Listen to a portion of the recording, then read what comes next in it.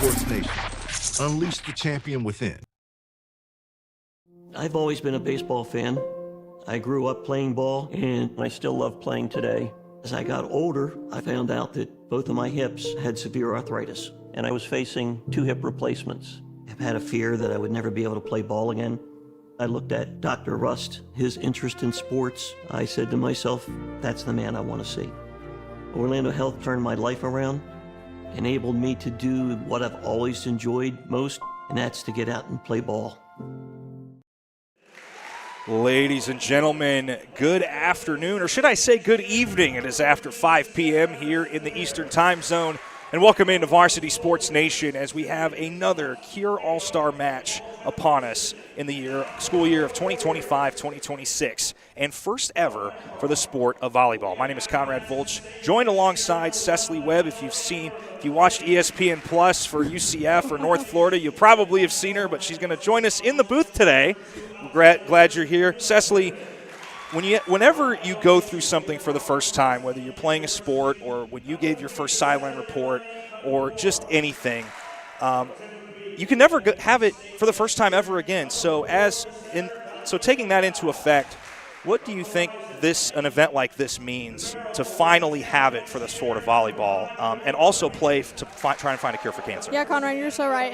It's amazing for these girls, for these teams, for these coaches, and for the cause that Cure All-Star does. And it's just so special that they get to go out here, showcase their abilities, and also play for a bigger cause. Absolutely. And, I mean, it's crazy because, it's hot. I mean, it's very humid outside. I'm very happy that the air conditioning is on inside. But no, it's really cool because Cure All-Star Cure All-Stars has been a really cool thing the past 4 or 5 years. They've, cemented themselves in football, flag football, baseball, softball. I know there's sports I'm missing. I'm sorry, guys, I forgot. But to finally have another sport where, let's say your team doesn't make it to the state title game, or you don't have maybe the greatest season, or maybe you do. Mm-hmm. This is another game you get to play of your high school career to kind of put a closing chapter on that before you either go to college as a student or as a student athlete or whatever it is to do. So, I mean, I think it's really cool the fact that it's happening for the first time, and we were informed before this started this is going to go 5 sets no matter what. So yes. We'll kind of see what kind of strategy is, because everybody's going to get to play, so that should be interesting. Right, and like you said, I mean, this is an opportunity for some of those girls who it might have been their last game, and like you said, their teams didn't go to playoffs, but they still get to play one more game, and then obviously playing 5 sets just to give all the girls the opportunity to get that playing time is also going to be great for everybody, just to kind of find their groove. I know there's nerves and everything, so everyone's able to kind of really fall into their place and find what's working for them, as well as the coaches. Absolutely. And I mean, the coaching staff, you've got Stephanie Gibson from Winter Park, the host school for this site, Eric Capistani from Innovation on the Warrior side. Warriors are in the white jerseys, Soldiers in the black jerseys. The libero for the Warriors will be in black. The libero for the Soldiers will be in white. And then on the other side is Samay Ponce-Tello out of Olympia and Cole Trimble out of Boone. So, this is the best of Orange County that's taking place today. So it's really cool to see coaches from different schools come together. And, I mean, it'll be interesting. I mean, it's just like anything. The first set might be a little interesting because, obviously, it's just like when you see an all-star game or the Pro Bowl or something. Got to get used to playing with one another. But right. I think once they start settling in and kind of figuring it out, like who they're going to set, who's going to block, who's their best server, that's when it's going to start getting cool. And that's what's so interesting about all-star games is some of these girls have never played with each other before, and so they're just trying to find their groove and really get into it. So like you said, this first set might be a little bit of a mess, but they'll fall into it. Referees are verifying the rosters now as the libero is subbing in for the Soldier side. Again, usually when they announce the starting lineups, they do 7 starters technically, including the libero. And then the libero comes on as they are allowed to come in by either the R1 or the R2. And it looks like the Warriors are going to serve first. So we'll see. Will we get an ace to start the game? That would be interesting. It would be interesting. Got to come out with start and a big bang. Absolutely.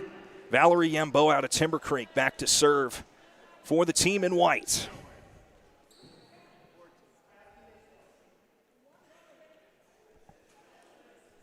Oh, someone forgot to declare who the captain was. But that's another thing in volleyball, too, is each team has one captain, and if that one's subbed off, they have to declare a new captain. So maybe that's probably what happened. Short serve, up into the air, smacked it down.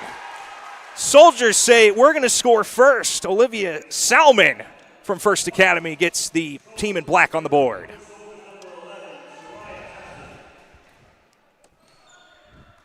So the team in black, number 11, Soraya Teston out of East River will serve. Deep serve, pushed towards the right side and just inside the line, and we're tied at 1 apiece. We saw a good block there, just didn't go the direction that she was hoping. That is true, and it's going to be one of those things that these teams will have to figure out is how is that going to work? And that one tipped across. Oh, my goodness. So she found the open spot where there was nobody there, forcing a deep, trying to dig, and that's what you got to do sometimes, and they played it beautifully. Yeah, just finding those open spots for just a momentum. Good back and forth action here between these two teams. Caroline Vargas had that last touch, gets across, tipped up into the air. This is going to be saved before it goes way outside and back across towards the Warriors side. Good swing, dug out of that back line there by Teston. And it is off the net and back down. So point Warriors, and we're tied again. First 4 points. No one can pull away yet, Cecily. Yeah, just a little back and forth action there, and we just saw barely tipped the end of the net. Looked like they thought it was going to go over. So back serving in the libero jersey for the Warriors. Number 8, Emma Rivera out of Innovation. And that's an ace! The first service ace of the match goes to the libero, and it's 3-2 for the Soldiers. So we'll see if we get 2 in a row here. Rivera, good serve there. This time dug out of that back line. Swung on, and they're going to say it's out. And the R1 agrees. So just tried to sneak it in that line, but even better on that defensive side to just watch it go out. Because if you don't touch it and it misses that line, that's a point for you. Yeah, that was a good watch on whoever was in that corner and just watching it go out and not hitting it. So that time, service error. I like the strategy there because sometimes when you're serving, you try to, what I like to call, paint the line. And unfortunately, you have to aim it just correctly, and that time it just went out. So this will bring in number 10 of Alani Correa out of Innovation to serve. High serve, dug out of that back line there. Tip across, and they're able to keep it up in the air. Third hit, gets across. What a save there. Clapping for it to get it up in the air is the Warriors. And that is out of bounds. So the team in white scores again. It's 5-3. She had the right idea, just a little too much power on there. So we got a couple substitutions coming in for the Warriors. Front line is Barbara Luckert out of Innovation. 5-3 is your score. So we got a confirmation with the R2 on a couple questions. I think probably trying to make sure that the rotations are correct, because obviously it's one of those things that's we talked about in the pregame. Playing with people you're not used to playing with. Yeah. Even though these girls are more than likely friends outside of school, playing together is a whole different thing as well. Oh, that one's blocked! She just came in and blocked it. How about that? That was great. She found the right zone, went the right direction where there's an open gap, and got that point.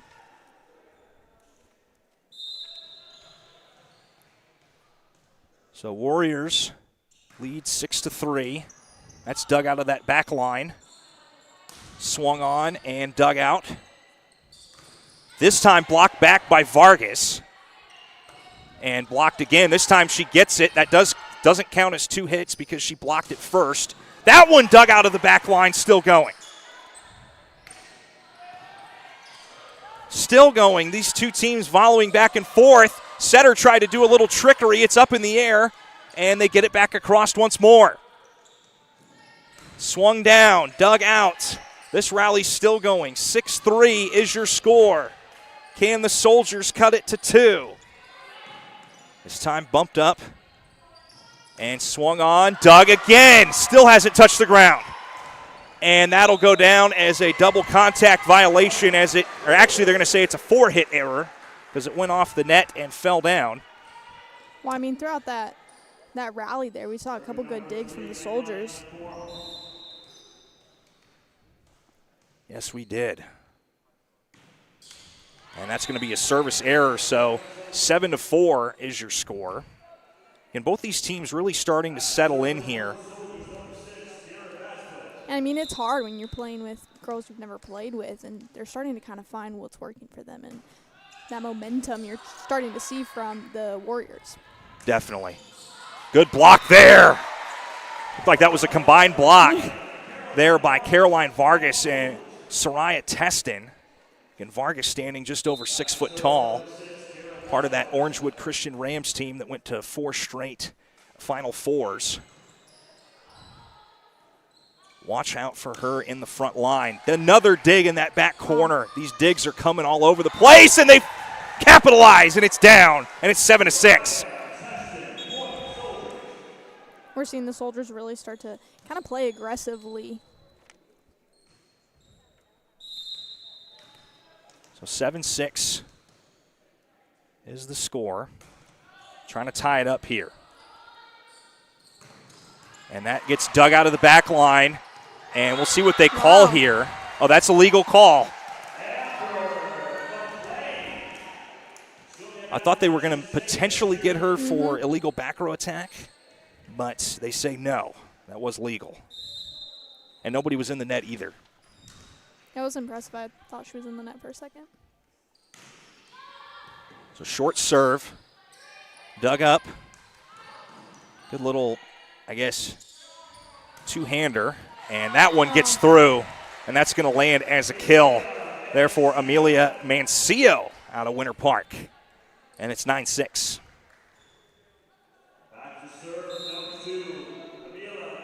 So Warriors in white, Soldiers in black.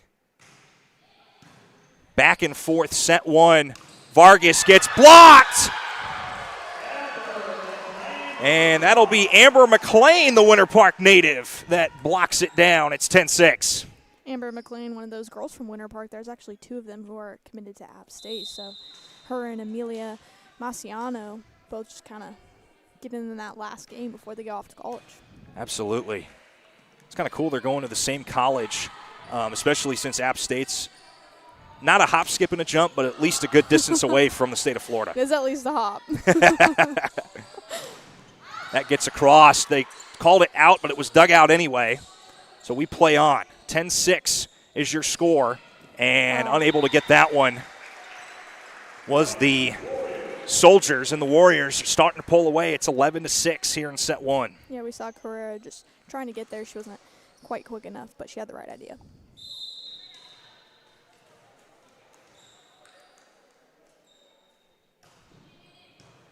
That one dug out, back line. As these teams, again, trying to find it through, and that's how you play the block there if you're the Warriors. If you know you're going to get blocked, try to hit it off the blocker's arms, and that's how you're going to continue building this lead. Her spot was really good because she was right on the corner there, and so the chances of it going out were very well. So 12-6. Again, each team gets 2 timeouts per set. Haven't seen anybody use them. Not sure if we will since this is an all-star style. Vargas blanks it down and says we're going to stop this run and cut it back to 5. Yeah, Vargas has been showing a lot of just attack right there, a lot of competitiveness. I like what we're seeing from her. Hit that with authority, too. Yeah, she did. She's committed to Baylor. That's big time. Yeah. They've got a good volleyball program. Some Big 12 volleyball. Maybe I'll see her in some ESPN Plus stuff. Yeah, I was going to say Baylor, from what I understand, is kind of the gold standard for the Big 12, at least for volleyball. Yeah, when they actually came to Orlando this year, I was sidelining that game, and they were just so competitive. Yeah. I think they won the Big 12 last year or 2 years ago. I can't remember. I couldn't tell you, but, I mean. Setter dump there. And look at that. Right in that spot again that they just had earlier. Yeah, this, like we said, this is Barbara Luckert that came in early in the match, and we see our first timeout is called, and it's 14-7 Warriors ahead of the Soldiers. We'll take a quick break, and we'll be right back here on Varsity Sports Nation. 14-7 is your score. We'll be right back. Don't go too far.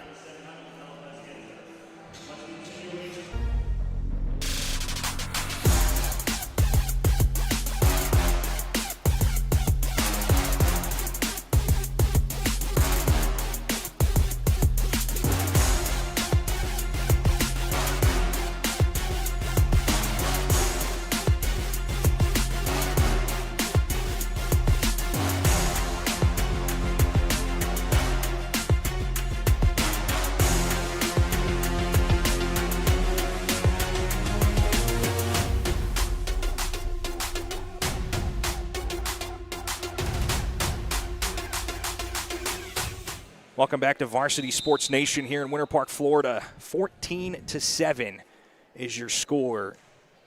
Warriors over the Soldiers. Near ace there. That time dug out beautifully right around that 3-meter line. Dangerous spot there, but the Warriors able to dig it out. And wow. So no forehit there because nobody touched it. That goes out of bounds. So point for the Soldiers, so the timeout worked. That's what you want to do when it starts getting out of control, is you want to try to stop the bleeding, and that's what you want to capitalize on when you do that. Yeah. The coaches were just really happy with that last play right there. Dangerous spot there, nearly over the net, but no contact, so that is legal, and that's a attack error there on the Soldiers. That was Kiera Vasquez from just beyond 3 meters, and we're going to have a sub here for the Warriors. This is number 11 of Isa Umpieri out of Lake Highland Prep. 15-8 is your score. This time a little bit short, but dug out by the libero. Gets through the block and is down. Great setup there, as that is Soraya Teston out of East River that plants it down and cuts it back to 6. Yeah, she found a good spot right there, just finding that gap and knowing where to hit it and had enough power on there. So early hits and great IQ there by the libero for the Soldiers. That was Alani Correa out of Innovation that just saw it coming but was able to get out of the way. And now it's a 5-point match here in set 1. Short little tip. Nice dig near that 3-meter line. Back across. And still going around. Save before it falls down. We still go. Tippy-toppy, flappy, whatever you want to call it, up in the air. Still tipped. This would be a huge point for the Soldiers if they could come away with this. Warriors are not letting them get it easily. Swung down, and it's out. No touch. Yeah, no touch. So point Warriors at 16-10. Man, we've seen some good rallies here in set 1. We're seeing a lot of competitiveness, a lot of attack from both teams. We're starting to really see them kind of find their spots and working together as a team. That's a service error there for the team in white, and that cuts it back to 5. And again, it's the first to 25 or up by 2 for a reason. It's 16-11 on that scoreboard, but we are far from over here in set 1. That time towards the corner. Tapped up. Barrow putting it in position. Dangerous spot. Looked like it went off the front line's head. This time swung back and blocked right in the line. That's how you set that up. What a spot there for the Soldiers there. Looked like it was Caitlin Pulver that got some hands on that, as well as Caroline Vargas. Pulver coming in outside of that last timeout. That gets blocked back. Able to dig it out is the Warriors. And that's going to be antenna violation. She did get her hand on it. That was number 2 of Camila Griffith, but got to keep it inside the antenna, and that's why the point went to the Soldiers, 16-13. Libero serve.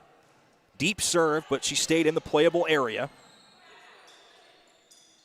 And deep hits. They're saying out.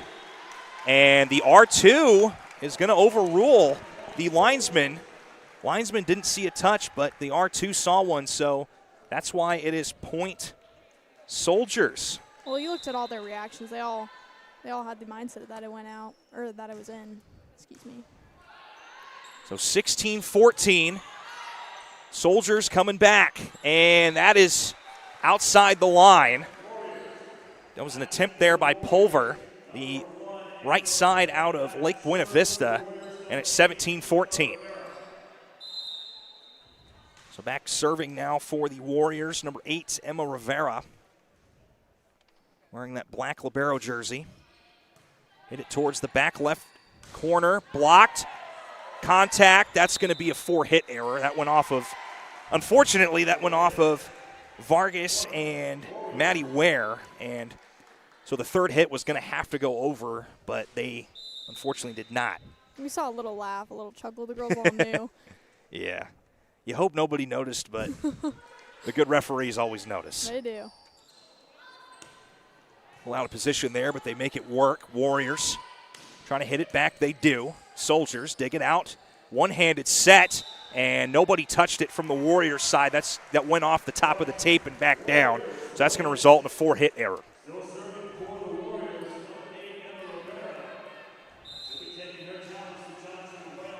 Crazy, crazy. We're having some good volleyball here tonight, Cecily. Yeah, absolutely. I mean, some back and forth action. That's what we love to see. Absolutely. Crossed. Warriors swing on. That's tipped across. Set up into the air across that right side. Dug out of that back line there. The dig was by Rivera. Short hit. Vargas gets it, and it looked like it was an illegal hit, but they let him play. At least the team in black wanted an illegal hit, and they get the payoff as that was hit out of bounds anyway. And it's back to a 4-point set, 19-15. And just during that set, you saw the Soldiers, they didn't give up. They really kept their momentum, and they kept attacking. This time, deep serve. Swung on and tried to paint that line out of bounds, 19-16. Is this a momentum shift? Yeah. Starting to see the girls kind of respond really well. Well, and this match was 16-10 at one point. And now we're at a 3-point match. I mean, still got a long ways to go. This is anybody's set to begin, and that's a big block. A big play for these Soldiers. I mean, just continuing building on that momentum, and obviously being 2 points under now, they're just hoping to keep and narrow that gap. Got to play it 1 point at a time. That's not something you want to see, but as long you kind of have a feeling that as long as these Soldiers keep this within 3 points and not let it get any higher, they have a chance for the rest of the set. Right. And, I mean, we have 4 other sets after this because, like we said earlier, we're playing five sets regardless. So these girls are just really keeping that in the back of the mind. Yes. 5th set will still go to 15 no matter what. But these girls playing super hard, and we're seeing it from that Soldier side as that was a kill by Kiara Vasquez out of Horizon, and it's back to a 2-point set, 20-18. And I think that's something we kind of expected to see, was a very back and forth game with it being an all-star game and these girls all kind of being at the same level of competition. This time pushed up into the air, 20-18. Soldiers trying to cut it down to 1. This was 16-10 at one point in this set. Both teams scrapping and fighting for the points here late in this set. What are they going to call? Is it in? Yes, it is. What play right there. She just found the right spot. That was Soraya Testing of the Soldiers, who just tipped it high enough, and it landed just inside that line. R1 had a perfect spot to look at it. That's dug out, but it hits the antenna, and we're tied at 20-20. We talked about it. Just all you kind of need is that one moment to shift the momentum, and they're just building on it. Soldiers going on a 10-4 run to tie this up. Could we go to extras? And when I mean extras, could we see past 25 points on each side? Very possible. That one is swung through. It was, you could see the double block, but it lands on the Soldiers' side. Yeah. So Amber McLean will get the kill. It's 21-20. Soldiers have not led in this set. They have tied it. As back to serve is Griffith. A little out-of-system play there. And that's going to be a point. Hey, sometimes it looks ugly, but you'll take it. Right. A little miscommunication in that back line there, but again, these girls getting used to playing with each other. We'll definitely start to see the meshing get really start to come together in set 2, but it's really picked up a lot here in set 1. We saw the communication too; it's just getting better as well. Being in communication, that was a beautiful setup there, as Barbara Luckert smacks it through the block and flies it down, and it's 22-21. Amber McLean, the Winter Park Wildcats, serves it. And she digs out the attempted kill by Testin. Dug out there by Correa. And Testin says, let me try again. And she does. And it's 22-all. Tied up once again. Let's see if the Soldiers can now lead, like you said, for the first time in this match. So back to serve, number 15 of Maddie Ware out of Olympia High School. That gets across, Ware with the dig. They send it back over towards Testin, dug out of that back line, pushed up into the air, and it's pushed over by the libero. Swung on, blocked back, saved, still going. Third hit gets across, and it's saved right around that line. Swung, tipped. And it's saved once more. These teams refusing to give it up. 3-meter attack is high. It's in the line. It is in the line. Saw a lot of good communication and a lot of attack from the Soldiers. And like you said, neither one of them really wanted to give up that point. We just saw the Soldiers come on top. Sierra Vasquez finally gives the lead to the Soldiers. They're 2 points away from taking set 1. Short serve just cleared the tape. Swung on and blocked. And Barbara Luckert says, hey, you might have led, but not for long, because I'm going to tie this real fast. That just goes back to how competitive these two teams are. A couple substitutions. Valerie Yamboa comes back in to serve. And in that front line, coming back in is Isa Ampieri. And that's an ace! Second ace for the Warriors so far. And we've entered set points, and we'll have a timeout. Second charge timeout to the Soldiers. They'll have none remaining. 2 left here for the Warriors. We'll take a quick break. We've got a nail-biter here in set 1. We'll be right back here on Varsity Sports Nation.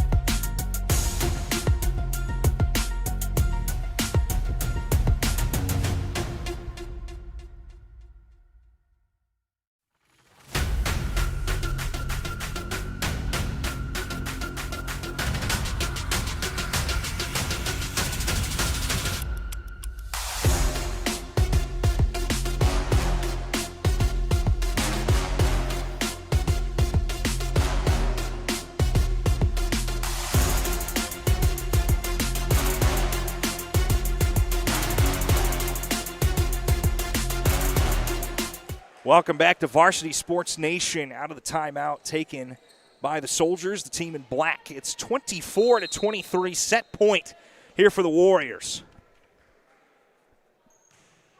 Saw an ace last time, this time dug out. Swung on and blocked! It got a little interesting, but the Warriors say we're going to take set one. 25-23 is your score from set number one. And Cecily, I mean, it was 16-10. It looked like it was going to go one direction. It went completely differently than what even I was expecting. But what were a couple things that you saw you saw a lot of game of runs between these two teams, obviously. But what were a couple things that you saw in this first set of five? I think just a lot of pressure from both teams. We saw a lot of long rallies where both teams were handing each other that pressure and fighting back. And then I think, especially from the Soldiers, we saw a lot of good blocks. And then when looking at the Warriors, we saw a lot of good just communication and that volleyball IQ that we talk about, finding those spots that are just open and a gap for an extra point. Yeah, and I think it's going to be one of those things that as this match progresses, again, it's going to be five no matter what. But, I mean, if you didn't know that this was an all-star game, this looked like any sort of regular match in the regular season getting ready for districts, in my opinion. I mean, it's very competitive. Again, everybody's still getting used to each other because, again, it's one thing to be friends outside of school, but it's a whole other thing to have that chemistry built together. Right. And I think specifically from the Warriors, we've really seen them quickly kind of find that team chemistry and that momentum, that communication. They're finding good opportunities, and then we'll hopefully just see the Soldiers kind of do the same. Absolutely. We're going to take a break and come back in about 90 seconds to bring you set number two. Warriors take set one, 25-23, here on Varsity Sports Nation.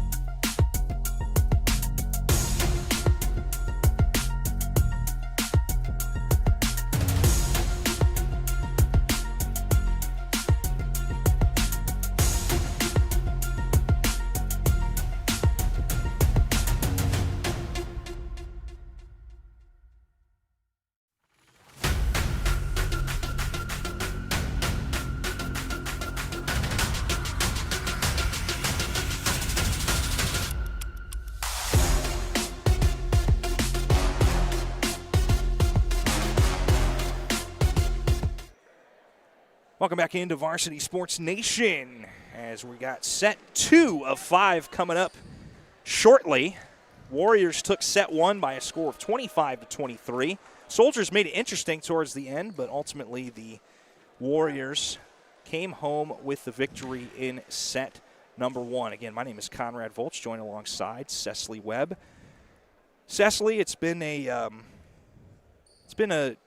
interesting match, to say the least. We've seen, I call it game of runs, when a team goes like on a 6-0 or a 3-0 or a 5-1. We saw a lot of that in set number one, and teams really started getting used to each other, and even see some conversation right at the net as they're having some fun, talking, and just enjoying the environment. I mean, ultimately it's a competitive match, but that's that's one of the things that I've noticed that's so cool about this thing called the Cure All-Stars is that, in my opinion, the two biggest things that bring people together is sports and music.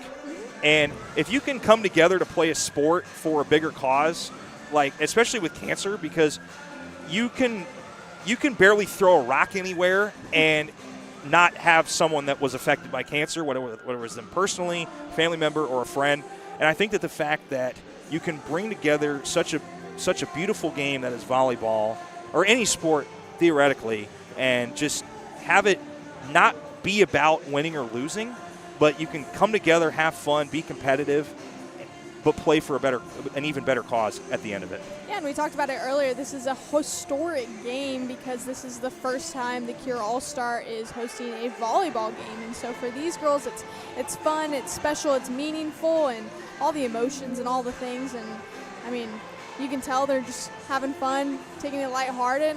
It's just set one. We're in set two now, so. So we talked in the pregame before we got on the broadcast, and you mentioned to me you played softball, and what was your other sport you played? Track. I ran track. Did they have, not to what Cure All-Star is, but did they have something like this when you played in high school? There wasn't. I grew up in a really small town in the middle of Colorado, and there was nothing like this. My school was super small. We weren't big on sports. We weren't really good on sports. Gotcha. So this is really special, especially for all these teams. When you say small, how small are we talking? Oh, my graduating class would have been 120 kids. Wow. Yeah. That's like a Midwest school. Oh yeah, it was tiny. It was real small. Were you co-opted with anybody, or were you just one school? Just one school. Gotcha. Yep. Co-opting, you see it in the Midwest all the time, where these tiny towns of 50 and 75 and 100 don't have enough to make a school. Yeah. So they all co-opt and make one school. Yeah. That was what my question was. Okay. But anyway, we've got a game to call. As we got some hard hits to begin the first point of set number 2, as the Soldiers serve first here, as the Warriors serve to start the match, and Amber McLean keeps the momentum moving here for the Warriors, and it's 1-0. Now they're just building off of that momentum, like you said, that they built in set 1, and just hoping to carry that in there. And that's going to be a service error, so I guess we'll call that the first announcer jinx of the match. My bad. No, it's okay. I do it all the time. And we're tied. Still we're tied up working at on 1. not jinxing the game. Well, now you just jinxed it about talking about jinxing. Come on, Cecily. Anyway, we're having fun out here in Winter Park. We're keeping it light. It's fun, and they are blocking, and the block will count. Love that. For the Soldiers, you could kind of almost see the anticipation. There was 2 times where the Warriors almost got it back over the net, and that block just stood. Great job by the Warriors preventing themselves from sliding completely under the net. They don't get the point, but again, that's huge discipline to have nonetheless. Good rallying here. It just splits the block and falls down. That was number 14 of Amelia Mancino out of Winter Park, and we're tied up at 2. Back to serve here for the Warriors. Amelia Mancino just got the point. That one looked like it was going out, but saved nonetheless. Dug out of that back line. And we play on. They're going to set it up on that left side. Good little tap there. Thought Teston was going to smack it. And that's a save, but it hits the side of the pole. But, nonetheless, that was great job. Good effort there by Correa.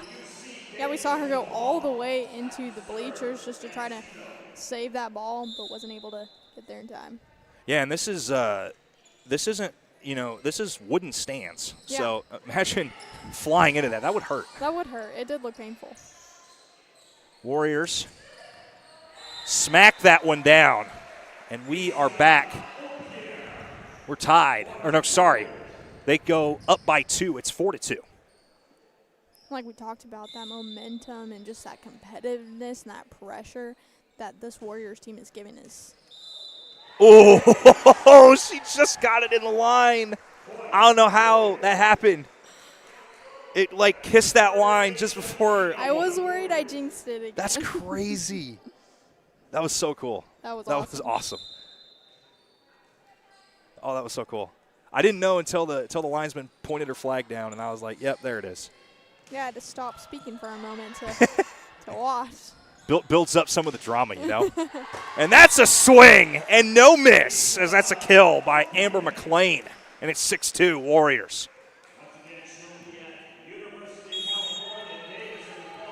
And she's going to, just heard it on the PA system, she's going to be going to the University of California. She's going to be a Golden Bear. Just like, isn't Baylor called the Golden Bears? I think. They're just the Bears. Oh, this is the Bears? Okay. I think they're just the Bears. Okay. No, I'm just kidding. You knew that. Well, it's crazy because I knew they were the Bears. I just didn't know if they were the Golden Bears because I don't follow Baylor or Cal. Right. But no, it is crazy, though, speaking of, like, team names. It's crazy how, like, you look at certain schools, whether it's high school, college, professional, and, like, some of the names, it's just like, wow. It's the Fresno State Bulldogs against the Bulldogs, whoever you can throw in there, and it's like, original. We need some creativity. Yeah, and then you get, like, creative names that you just have to ask. It's like, what's that? I'm like, I don't know what that is. So, like, fun fact, if you ever cover them, I don't know if you ever would. It's a junior college in California.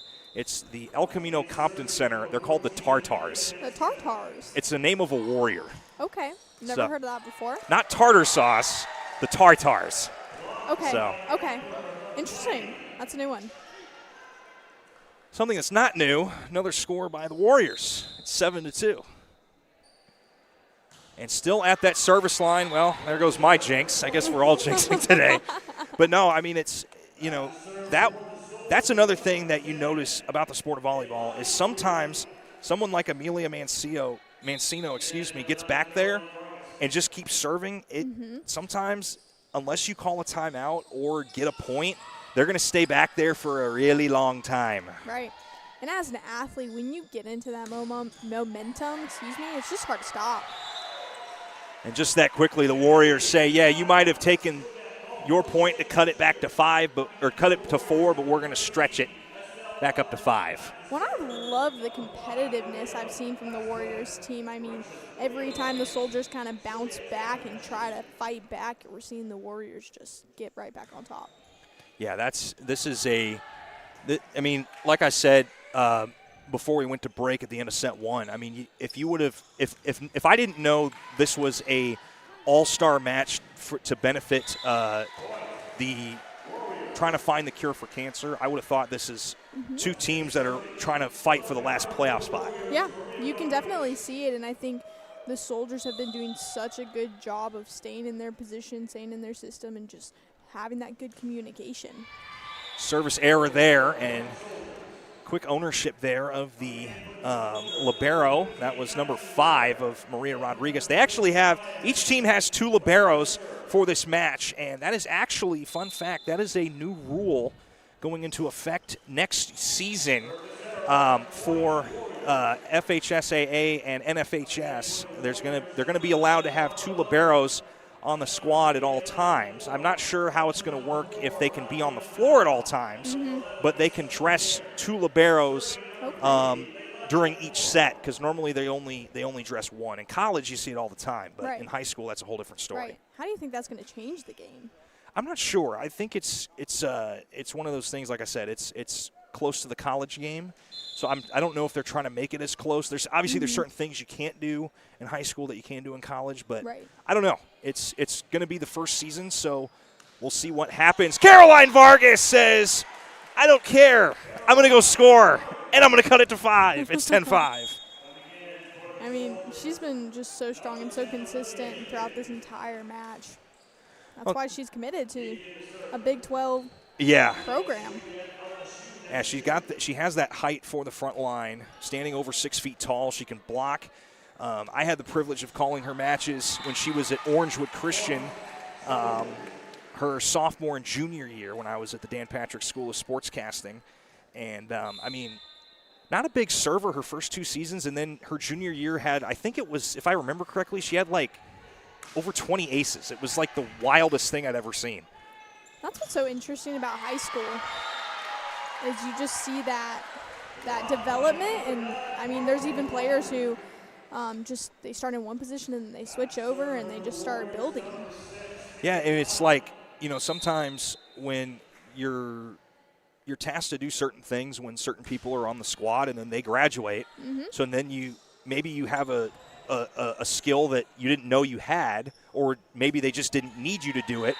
And then, then when you're called upon, it's like, yeah, I can do that. And then if you're successful, it's like, all right, cool. Well, that's your job till you lose it. Right. So interesting how that works. But the Warriors, led by, we've really seen Amelia Mancino lead the charge this second set. Saw her from the service line and now getting some scores. Also, too, saw her in set one getting some points. Barbara Leckert. Mm-hmm. And it's a 7-point match again. She really just found that gap and using her volleyball IQ to just find the correct spot to get that point.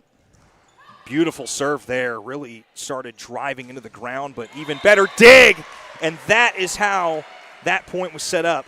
Was great athleticism there, and even just, digging for something that may not have been there. Correa was able to get the ball, keep it off the ground, and keep this within 6. She did a good job, just athleticism, like you said, just keeping the ball above her. That is swung on and goes out of bounds, no touch. That was an attempt there by Estelle Aubert out of Lake Buena Vista. Caroline Vargas still serving, 13-8. As for the second straight set, we see these Soldiers trying to inch their way back in. It's service error by the team in black, and it goes back to 6, 14-8. And back to serve for the Warriors, number 13 of Estelle Aubert. She'll be attending Florida State University. And that is swung on. See what the call is. It's going to be out of bounds. So again, the Warriors stretching that lead back up to 7. But like we saw Cecily in set 1, up 16-10, and the Soldiers went on a run to tie it up and even took the lead for a couple of points. Yeah. Just staying so hard. Nice save there. Swung on. Oh, even better dig. As we've seen Correa, that goes off of somebody, and it's point. Soldiers, 15-9. What? Go ahead. I think this set we haven't seen as many back and forth rallies, but this was a good one, and we saw the Soldiers really attacking there. How about Elani Correa in that libero jersey for the Soldiers, just digging for every single ball. Nothing is too deep or too out, too lost for her to find, as that was an attempted save there by number 4 of Stephanie Ortiz out of Horizon, but point Warriors nonetheless, and it's 16-9. And they're playing so competitively too. I mean, being down some points, they're still playing with such competitiveness and attack. So 16-9. Warriors have 1 timeout. Soldiers have 2. Good setup there by the Soldiers, and it's blasted into the ground. Kiera Vasquez puts it to 16-10, exactly where we were in set 1. We'll see if the Soldiers can go on a run. Right back to where we were. Seems like the Soldiers are starting to find that momentum. Vasquez had a deep serve, kept it in the line, and forced a attack error, and it's 16-11. It's like when you have deja vu, and it's like, wait, I think I've seen this movie before. We're like, granted, it's still a ways to go, but I feel like I'm watching set 1 again. Vasquez, another good serve that time, kept it in the side corner, blocked back. Combined block there at the front line. A little bit of craziness there. Kept it off the antenna, pushed it back in, does the Warriors. And swung on, sneaks through the block, still alive. No 4-hit error, so it'll be punched across there by the libero. Pushed back over to the left side, swung on, and they're going to say no touch. And Soraya Teston thought she had it, but the referees say no. 17-11.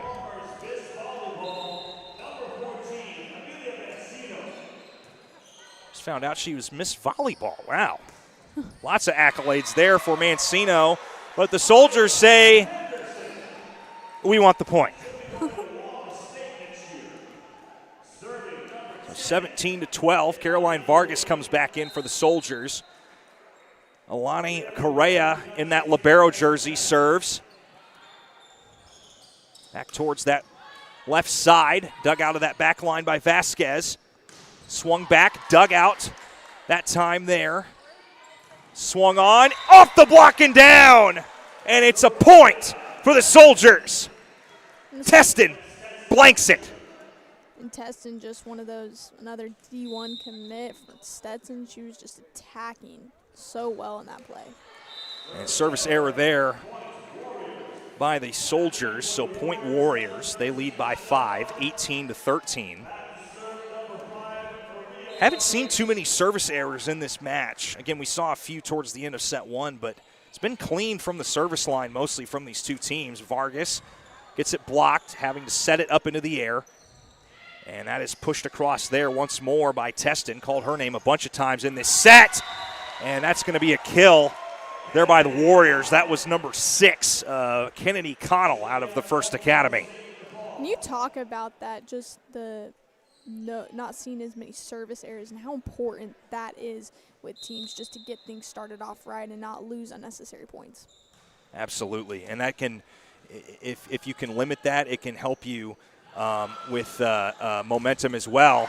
As we're seeing some blocks, kept it off the net, and she stayed off the net as well. And are they going to call a touch? No, they are not. Point Soldiers, and it's 19-14. I just love watching the Soldiers team. I mean, you wouldn't think they're down just by the competitiveness that they're playing. Absolutely not, no. This time, serve. Not too much of an approach there by Maddie Ware, but it gets up. Ware diving for it, gets it up into the air, flies into the pole, but that's why there's padding there. Warriors swung on, and that time, oh, this is playable. That does count because it didn't go across the net, and that is dug out there by the Warriors. We're still going, and it's dug out once more. Vargas gets it across. Flying all over the place are these two teams. And they're going to say it's still going. She pancaked it off the ground. And it's a point for the Soldiers. Oh, my goodness. And it's 19-15. What a moment for the Soldiers team. Not just the ball going all the way up into the ceiling, but then also them getting that dig with the pancake, their hand just underneath it, and then end up getting that point. It looked like possibly a double contact. The captain for the Warriors, number 14 of Amelia Mancino, came and talked to the R1 because it looked like from our vantage point it went off the ground and hit her in the face, but again, good thing we're not refs because having to call that and call this would be really crazy. And the Warriors, you can see, hey, like we feel like we should have had that point. We got that. And that was number 11 of Issa Umpierre, and it's 20-15. That was so crazy, though. I mean, it looked like it was going to go out, and then you get saved by the by the vent pipe. I know. I thought it was going out for sure, and then you see it fall back into play. Crazy. So 20-15, Warriors lead the Soldiers. Soldiers not going away, and it's put in the line. 20-16. What a good spot for the Soldiers, just finding that gap, that open spot, and just right there on the line. So back to serve is Alani, wrong person, but it's the other number 10 for the Soldiers. It's hard with these rosters. I know, and another point here for the Soldiers. It's 20-17.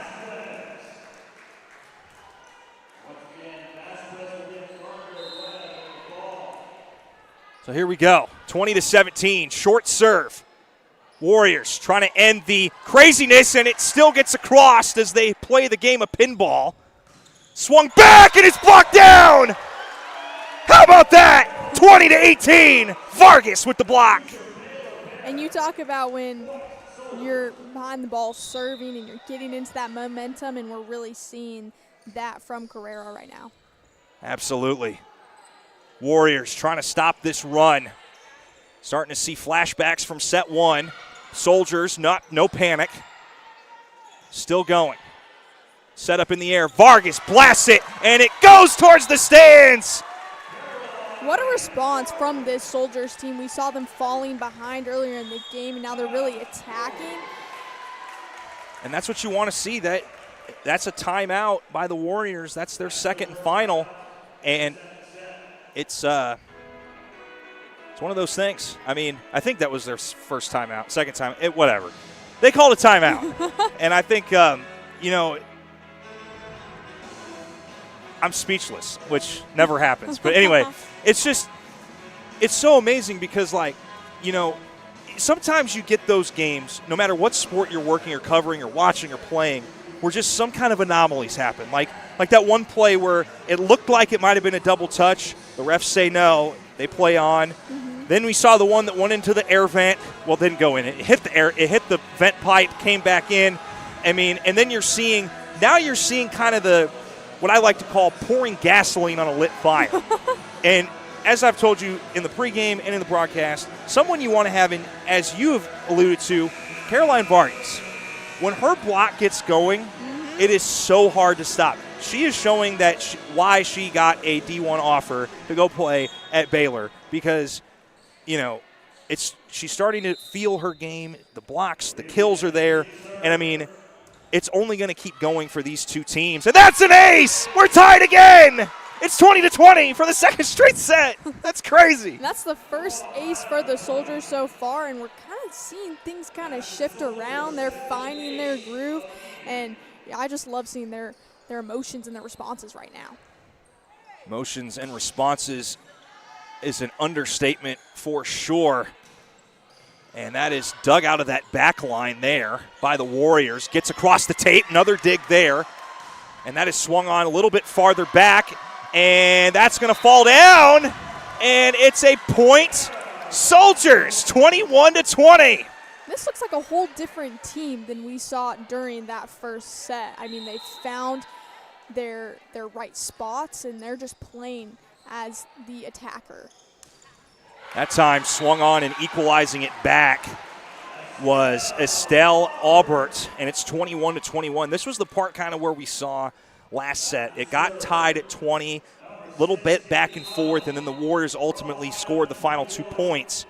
But it really feels like as the sets get deeper into it, this Soldiers team, they get stronger and start getting a lot of points in a row for some reason. Right. We're not wanting to see them give any points to the Warriors, and that's the key. That is definitely the key for sure, as that's going to be an attack error there. As the Warriors lead 22-21 as Kiara Vasquez just barely misjudged that one. Looks like the Warriors really had a good conversation with Coach, a good message to Coach, and just slowed down a little bit. That's going to go down as an ace for the Warriors. A little miscommunication there. Looked like that was number 15 of Maddie Ware. Had the right idea, just kind of put it in the wrong spot. There we go. Ware pushes it towards that side, and that's going to be point Warriors as that went off the top of the tape and fell back down. And for the second straight set, the Warriors go to set point. Very similar match, but just a little bit more intensity and attack from Soldiers. Vargas sneaks it across, flown high into the air by the Warriors to keep it saved. Vargas sneaks through the block. Warriors get it back across. Ware pushing it into position, and a missed swing there. And point Warriors.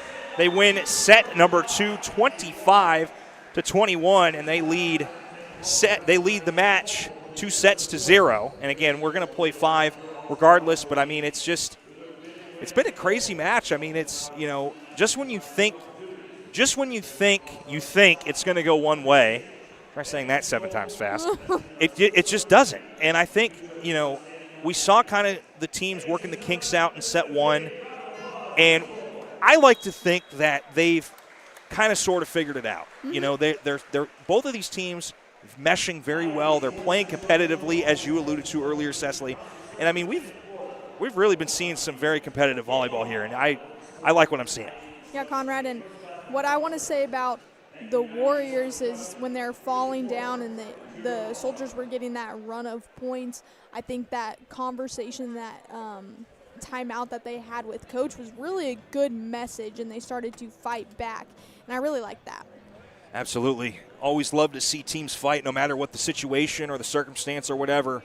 They call it in regular games, they play with some pride, and we've definitely seen some pride played with as these teams are playing for what is going to be their former schools after this match potentially, and their future schools, which we cannot wait to see coming up whenever that happens in whatever setting. Well, we'll take a quick break and come back in about 90 seconds. We've got 3 more sets of volleyball to go, followed by a whole nother game coming up after the conclusion of this one. We've seen 2 sets. We've got a whole lot more to go. We cannot wait to bring you the action here on Varsity Sports Nation. We'll be back in about a minute and a half.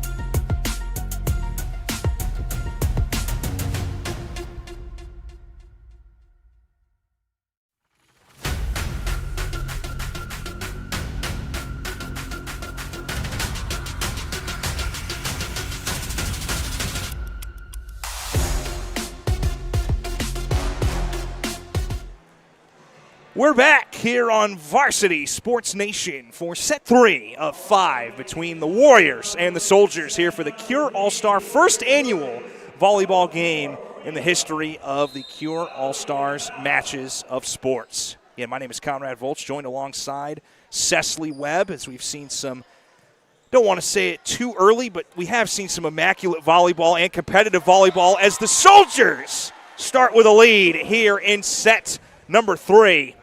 And you like to see that after the competitiveness they've had the last 2 sets. I was just about to say, this is exactly what the coaches of the Soldiers team want to see, them attack early in the game and get some insurance points.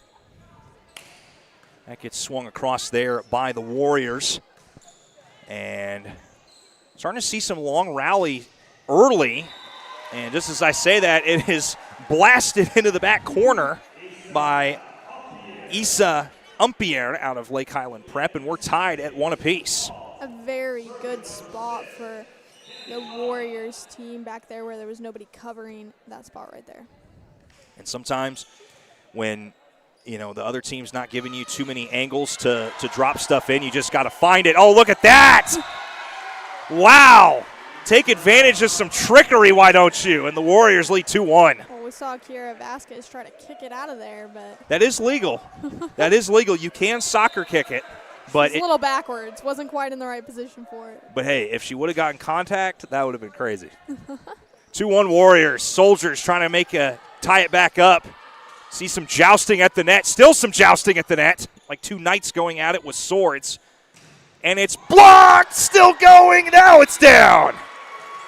Just Olivia Salmon just really attacking up at the net. Attack is definitely what we saw there. And the Soldiers tie it up at 2 apiece. As these two teams just are dueling here in this third set. That's a kill by Milana Holland out of Olympia. Another one of those Division I commits. She's committed to Georgia State, and she just using her volleyball IQ to find a good spot and get that point. Just get them ahead. Another deep serve towards that back line. Vargas gets blocked, but good dig there. Some trickery as the Soldiers, again, no panic here. Just trying to stay spread out and take advantage of what the Warriors give them. Warriors, you just see the chemistry meshing so well, and that's another point, as that's another kill by Issa Umpier, and it's 4-2 Warriors. And you talk about those teams meshing, I'm seeing a lot of more communication between these teams, between the girls, and I think it's... Speaking of communication, that's an ace. It was just a little bit of a lack of maybe communication over here, but the Soldiers just saw them both kind of look at each other, not knowing who was going to grab that one. That's the Warriors' third ace or fourth ace? Do you remember? Fourth. Hey, make that 5. That's another ace. I was going to say we got all 4 spades out of a deck of cards are down, and now we got to start going to kings. So 5 aces for the Warriors today. Soldiers have 2, and that is an attack error on the Soldiers, 7-2. But this is really the thing we've seen between these two teams. Soldiers get behind early. Warriors look like they're just going to take off and do their thing. But then the Soldiers, they just come back and tie it up or get it close. And it's the definition. It's the age-old saying, or at least the age-old saying that I like to say. No lead is safe. Mm-hmm. And it doesn't matter what the score is. You just still got to play ball. And I like that approach from the Soldiers team, just knowing and kind of just a peace of mind that they know they're competitive and they can come back. That's a big point there. Caroline Vargas with another authoritative swing. We've talked about her just being so competitive throughout the entire game so far. I believe it's 7-4 is your score. There we go, getting it updated. As that gets dug out there by the libero of the Soldiers. Warriors trying to set up a good spot and just miss hit there. Looked like Umpier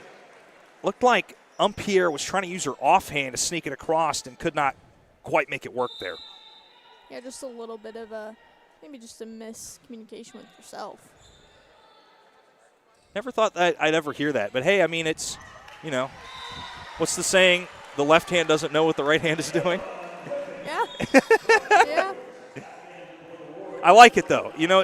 This is why this is fun because, I hear things I've never heard before. You hear things you haven't heard before. You got something for your vocabulary like 10 years down the road for somebody. I don't know. Just makes it fun, Cecily. Got to have a little bit of fun. Oh, yeah. That's a deep serve there by the Warriors. Soldiers. Oh, they get the touch on the way out. Stephanie Ortiz gets the touch on the way out of bounds, and it's back to 8-6.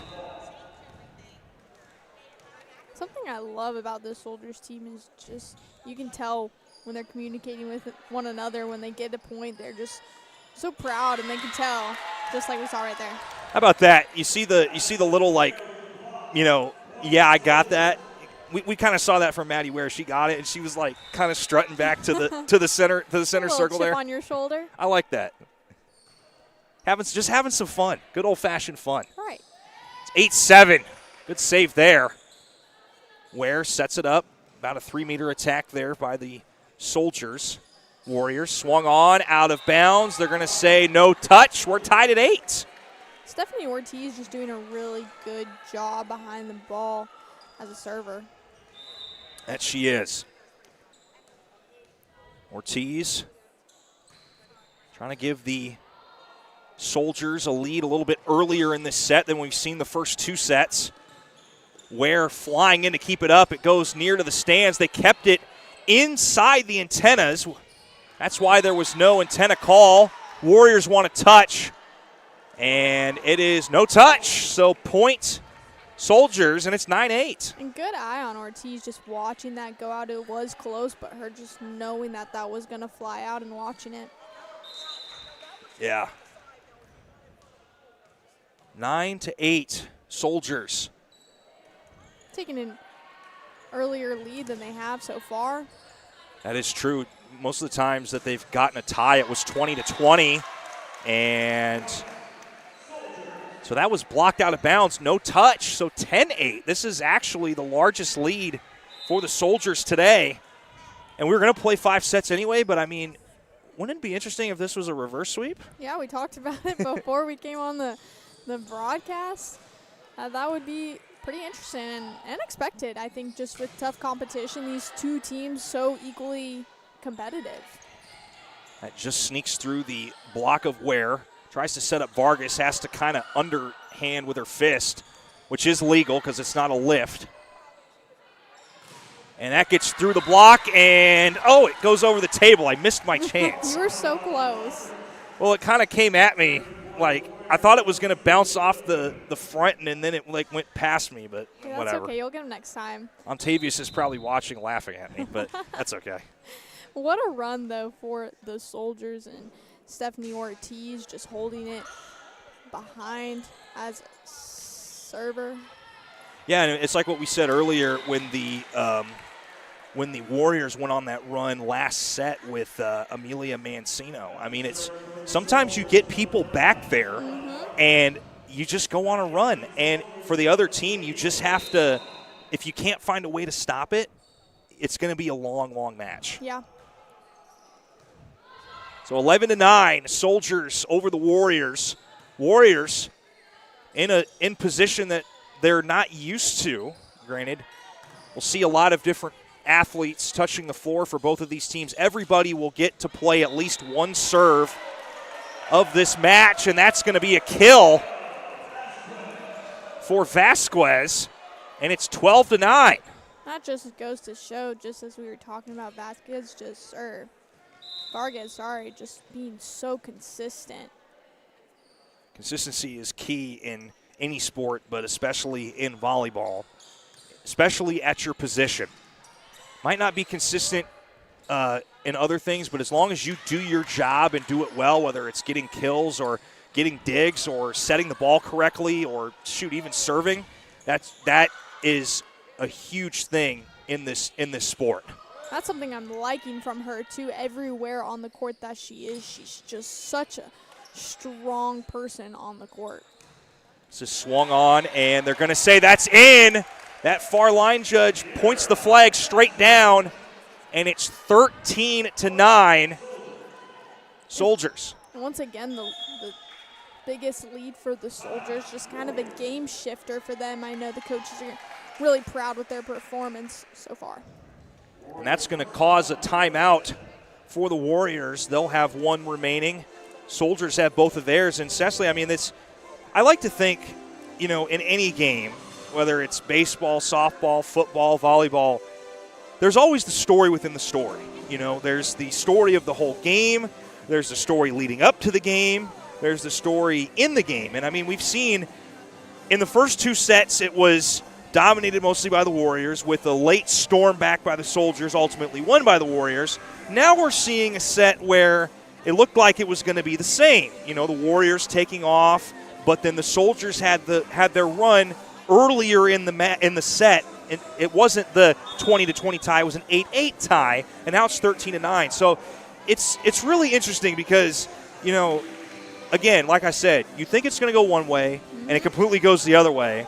And like you said, led by Caroline Vargas, and a lot of these players, you can see them starting to stand tall and really kind of strut it out a little bit. Well, you can see the smile on the coaches' faces with just their performance, just really starting to hear what they're saying and really performing on the court. Just sneak it across does the Warriors. 3-meter attack there by the Soldiers, and that's just long, as Ortiz could not quite get that one to land, and it's 13-10 in favor of the Soldiers. But that'll finally stop the run and put the libero number 5 at the service line for the Warriors. That was Maria Rodriguez out of Horizon. Good back and forth here in this move, and a miss jump there, as Milana Holland looked like she was going to staple that to the hardwood, but mistimed her jump. Just wasn't sure maybe where the direction of the ball was going to go. Looked like she was a little confused there. So Maddie Ware is back at the service line, and the Warriors a little out of system there. Just gets through the block. Ware dives and saves it, and that's pushed across there by Olivia Salmon, and it's blocked by Salmon. I'm really liking the approach of this Soldiers team. It seems like almost a different team than it was those first 2 sets. So we've got a couple subs coming in for the Warriors. Number 11 of Issa Umpierre and Valerie Yamboa. Umpierre from Lake Highland Prep, Yamboa from Timber Creek. 15-10, Soldiers over the Warriors. Oh, this is dug out. Oh, it gets across the net. Soldiers benefit greatly from that one as they were out of position. This gets dug out of the back line there by the Warriors. Swung over across the top. Maddie Ware with the dig. Push it back towards that right side. Swung on that time by Pulver. And diving once again. Called her name a lot. Haven't called her too much this set. But that is just long there by the Soldiers. Point Warriors 15-11. And, I mean, could we be seeing kind of a reverse of what we've seen in the first 2 sets? Now the Warriors have a chance to kind of go on a run and tie this up. I think so, Conrad, and I think the conversation between Coach during that last timeout was maybe just finding the right spots for this Warriors team.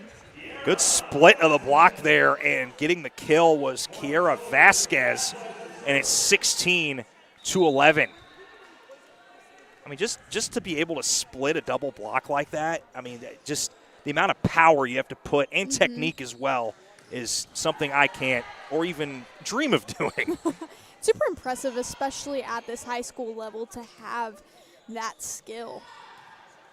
Makes sense why a lot of these girls are committed to play, not just in college, but some of them at the Division I level, and well-deserved for sure. And that's a kill there by Issa Umpierre of the Warriors, and it's 16-12. Yeah, Maddie Ware was just a little bit short there. She was almost there, almost able to get in there, but not quite. So 16-12. Corner serve there. Going to be close at the net. This time it was just punched across there by the Soldiers. Little craziness there. Swung on. Oh, it's dug. Oh, not quite a dig kill, but it'll be a kill for the Warriors. Number 11, Issa Umpierre, and it's a 3-point set. Like you talked about earlier, just kind of a reverse of what was happening in the first 2 sets. We see the Warriors, really just coming on strong and handing the Soldiers that pressure. So Soraya Teston comes back in for the Soldiers, and that'll lead to a kill by Caitlin Pulver, and it's 17-13. Well, and something a little interesting about Caitlin, I was reading, she was actually a middle up until last season. So this year she's really taking on that right side position, which is a new position for her. And talk about changing your position late into your career, but, I mean, you know, she's done well, especially in this match as well. Speaking of Pulver, dug that one out.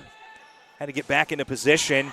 That's a double contact. I like where the thought is, but that's a double contact as we've got a wet spot on the floor, it looks like. Maddie Ware looks like she got the stuff cleared off. It is a little humid today. It's starting to spill a little bit into the gym. Yeah, you can feel it. It's humid outside. It's hot outside. It's that time of year, Conrad. Oh, yeah. I've only visited Colorado a couple times in my life. Does it get super humid in the summer? No, it is dry heat. There is not a lot of rain, not a lot of humidity. It's a different type of heat. And we get dry heat in California where I'm from, at least in the desert area. That one streaks through and gets a touch. That is by number 2 of Camila Griffith out of Innovation, and it's a 3-point set once again.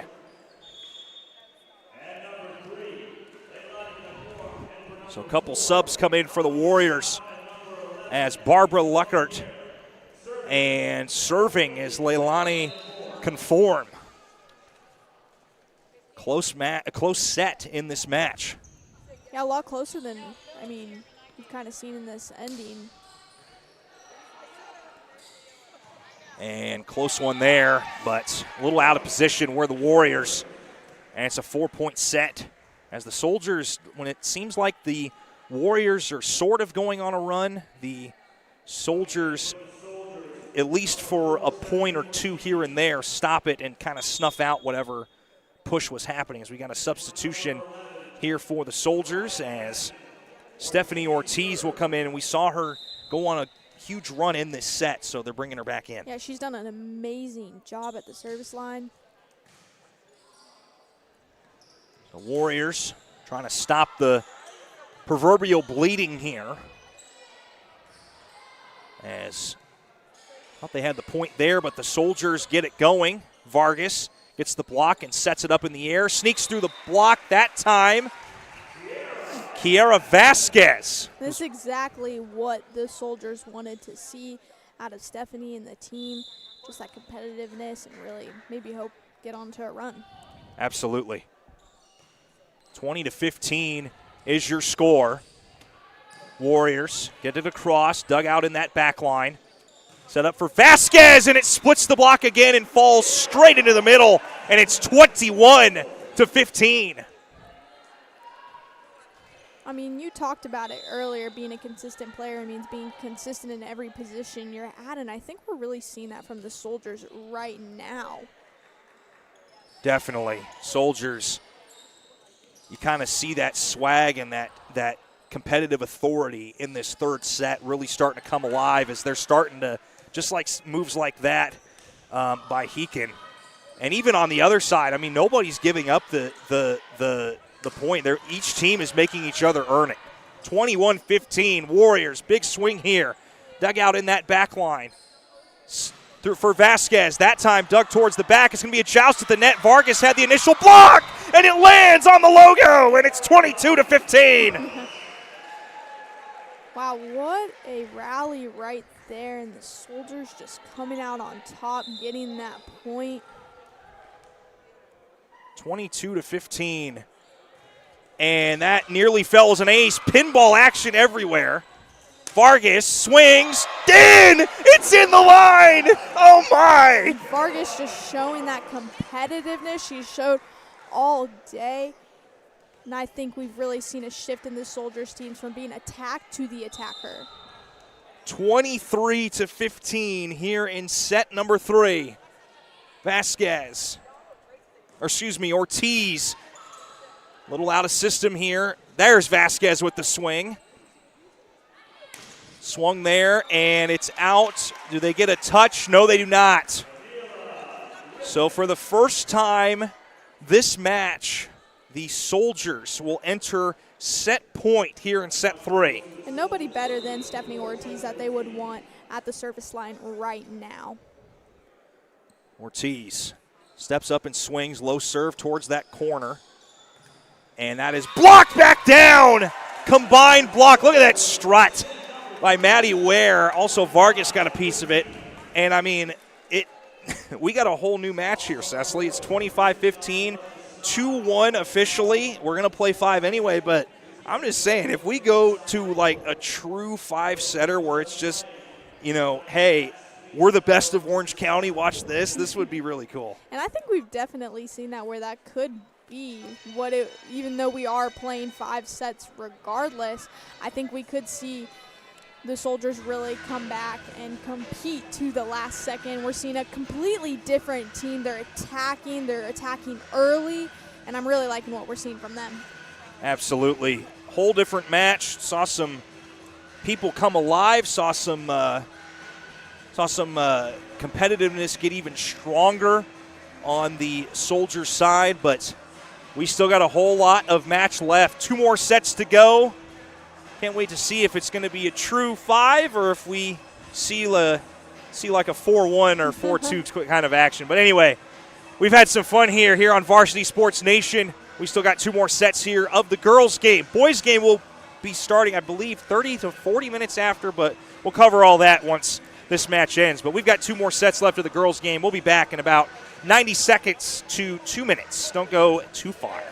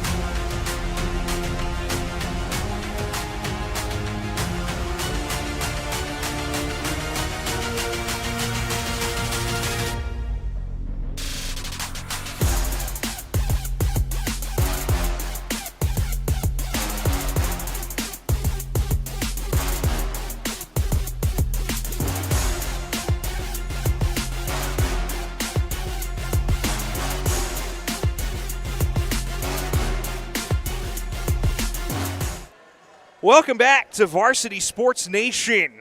Set 4 of 5 here between the Soldiers and the Warriors. Once again, my name is Conrad Volch, joined alongside Cecily Webb. And, I barely introduced both of us, and we've got an ace here in set 4. How about that? Warriors are just struggling to slow down this Soldiers team, and I'm really liking the response I'm seeing from them. So we'll have a quick substitution to begin set number 4, it looks like, I think. At the service line for the Soldiers is Maddie Ware out of Olympia. And we really saw her start to come alive towards the tail end of set 2 and all through set 3. Maddie, another one of those girls who's committed. She's committed to Middle Tennessee to play volleyball and just continuing her career. So Maddie Ware, second straight serve. This time it is dug out, and that gets flying into the air. Oh, I thought it was going to land in the bucket. That would have been cool. But it goes off the pole of the net that's hanging down. And that's another thing that you have to take into consideration when playing at certain gyms is sometimes you have basketball hoops that don't move, sometimes you do, and that's all playable area, as we saw with the pipe vent earlier a couple sets ago, as that goes down as a kill for number 6 of Kiera Vasquez, and it's 2-1. I think Vasquez, too, being another one of those girls just showing some composure on the court, and I like what we're seeing from her. Missing a ball here. Oh, we finally got it. So, if at first you don't succeed, try again. I don't know. Anyway, swung on there by the Warriors, Camilla Griffith, excuse me. Griffith again gets it up as that is sent over towards the right side and a little mishit, or left side, excuse me. Soraya Testin. She kind of just laughed that one off. No, and it's just a point. Tied back up at 2. Like we're having a conversation here between the R2 and one of the coaches here for the Soldiers. And a lot of times that'll happen to issue warnings or to talk about what they see or what have you. Just a quick little conversation sometimes. Who knows? Maybe they were trying to figure out what their Burger King order was. I don't know. I could go for a Whopper right now. I can't believe I'm mad at myself that I just said that. Anyway, good swing there by the Warriors. That was Issa Umpierre, and wow, that's a kill there for the Soldiers. For Testin, just after that last play, kind of laughing it off and then getting a kill in that very next play. Well, that's what you got to do, and especially in a game like this, or a game like volleyball, excuse me. Oh, wait a second. Before I finish that was a good save there by the Warriors. That was number 4 of Yamboa, who's been a huge part in this rally for both of these teams. And that gets blocked back. See if they feed it back. No, that's going to be a 3-meter attack. Warriors want to touch, and the R1 says no. So it's going to be 4-2 Soldiers as the libero will step back and serve here for the Soldiers. And Carrera, another one of those committed. She's committed to the Air Force Academy. Oh, what a block. That was a big block there. That was good. Testin looked like she got the brunt of it, but Vargas was there right next to her. That's the one thing about Vargas is she plays that front line, but when she's in the middle, she's always got contact somewhere on a block. That's a lot to go to the athleticism and just knowledge she has as a player. And how about that? Another swing through. Testin. I like this duo between Testin and Vargas just really playing together. You look at them and you would think maybe they'd play together longer than just today. Yeah. Well, like I said, they might have played club together. Right. In the off season in the spring, but because some girls do, they'll play different high schools, but they'll play on the same club as well. As that goes down to finally end the run there and make it 6-3. It's exactly what the Warriors need to do. They just need to stop the Soldiers while they're ahead and try to come back and attack. This quick stop there for Correa to tie her shoes. Lace up the Nikes real quick. She's got the pink in them, too. I know, it looks fire. Matches the jerseys. You think that was on purpose? Might have been, yeah. It looks good. Well, if you look down, a lot of them have some pink in their shoes, so. That's the one cool thing. Like, I know when I used to play football and I would get my wrist taped during October, which is Breast Cancer Awareness Month, or I think it's breast cancer. I can't remember. I know it's Cancer Month. The pre-wrap that they would put underneath the tape was pink. And it was also really cool because the normal pre-wrap was just brown, Yeah. like light brown. That's so fun. But the pink it made it really cool. We love a little bit of color, a little pop. But we saw the Warriors find a really good spot there in that top corner just to get a point, kind of get their momentum back. So this will bring back in number 6 of Kennedy Connell out of the First Academy. 7-4 Soldiers. And Soldiers really took command of set 3, and they continue to take command here as Soraya Testin really starting to come alive here in set 4. She's been a good piece on this squad, but she's really starting to own set 4 now. I think like you said, she's just starting to show that competitive nature, and that's why she's committed to the Division I level. I mean, I like what she's been showing.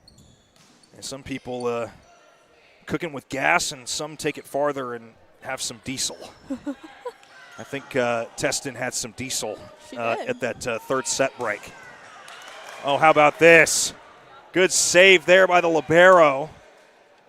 Still going. Oh, my gosh, that's a hammer. Absolute hammer swing there by Mancino. Puts a staple into that one, and it's 8-5. It was a good response from the Warriors.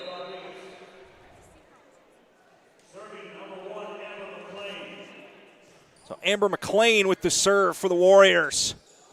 Good set. Oh, actually had to go up and get that was Vasquez, and that's a attack error on the Warriors. 9-5 is your score. Again, it's just such a interesting story for set 4. I mean, this Soldiers squad really is coming to their own, and I think it started towards the end of set 2, believe it or not. I do think so. That was when. And it continues with a block. Freshly laid bricks. A new Soldiers team. I mean, I think the conversation with the Warriors is just to start to put some more pressure on this Soldiers team. I think they're getting away with a lot right now. Definitely. Caroline Vargas with the swing. Good swing. I think there might have been a touch at the line. Ooh, I don't know about that one. I thought I heard a contact touch, but the referees say no. So it's 11-5. That was swung on there by Milana Holland. Vargas will stay at the service line. That gets tipped up. Dug out there by Heekin. A little bit of a interesting swing there, but it leads into a mishit. And it's point Soldiers. This Warriors team just kind of scrambling. Their offense is just not as strong as it was during those first 2 sets. So maybe just trying to find a little bit more of their groove and have a little bit better of communication between them. So Barbara Luckert and I think it was Leilani Conform come in for the Warriors. 12-5 is your score. Soldiers starting to feel it here, and feel it they do. Point Vasquez, and it's 13-5. Vargas, excuse me. I mean, both of them just having such strong court presence, and this Warriors team struggling to slow them down. So 8-point lead, largest lead of this match for the Soldiers. Actually, I shouldn't say that. They won last set 25-15. My fault, guys. I can't read. But largest lead this set, I should say. Yes, there you go. Make it even larger, as that's a kill by Olivia Selman, and it's 14-5. I mean, you can just tell the confidence boost in this Soldiers team. I mean, they smiles on their faces, the chips on their shoulder, and they're playing with momentum and chemistry. Vargas still at that service line. And that finally breaks the run as former Miss Volleyball for Florida, Amelia Mancino, breaks it. 14-6 is the score. And I just feel like until I see it 25, whatever it is, I've seen too much of the first two sets to think that this is all that we've seen on the scoreboard. I feel like the Warriors got a run in them. I think so too. I mean, we've seen it during those earlier sets, and I think maybe just a timeout from coach, a conversation with coach, just to slow them down a little bit, slow their offense down. Or even better yet, try and force the Soldiers to call a timeout. They've got both of theirs. Good tip across, and they're going to say that is out. Point Warriors, and it's 14-7.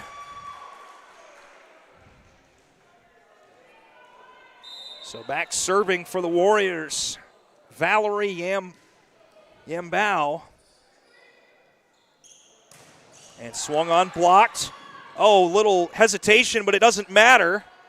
As Salmon gets it across, swung on, and that goes under the net. Point Warriors, 14-8. And the Warriors, as I said, have a run in them, and here it is. This is exactly what you were talking about with this team, just trying to find those right spots and slow this Soldiers team down. So here we go, blocked, but out of bounds. Oh, no, wait a second. They're going to say it's a touch. Both line judges called it out. The R1 overruled it and said it was a touch. And it looks like it's going to be a timeout. So the timeout was called before the whistle and the motion for a serve. So the Soldiers have seen enough, and they will call a timeout. And it's like I said, Cecily, it's if you're the Warriors, because you would set a timeout to kind of get everybody situated. But, you know, kind of like I said, even better if you can, which they've shown thus far right now in this run, force the other team to call a timeout, because I like to say you want to force a team to call a timeout because you kind of feel like you got them. You're just like, oh, we made them, we got them scared, guys. But I think if you can force the other team to try and slow it down and kind of sort of figure it out, that's what you want to do. And if the Soldiers do it right, they'll score here. But this Warriors team, they're starting to get some momentum here late in set 4. Right, and I mean, that's what we've seen this entire day so far, is just a lot of back and forth action. You think one thing's happening and things are shifting, and we're seeing it. And a just hammer into a nail there by number 6, Kiara Vasquez. A good spot for Vasquez, just finding a little gap within the Warriors.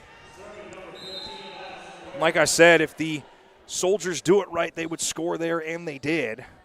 Maddie Ware, short serve, had to be dug out near the 3-meter line. And that gets pumped up into the air there by Vasquez. Swung on and lands on the Warriors side, 16-9. And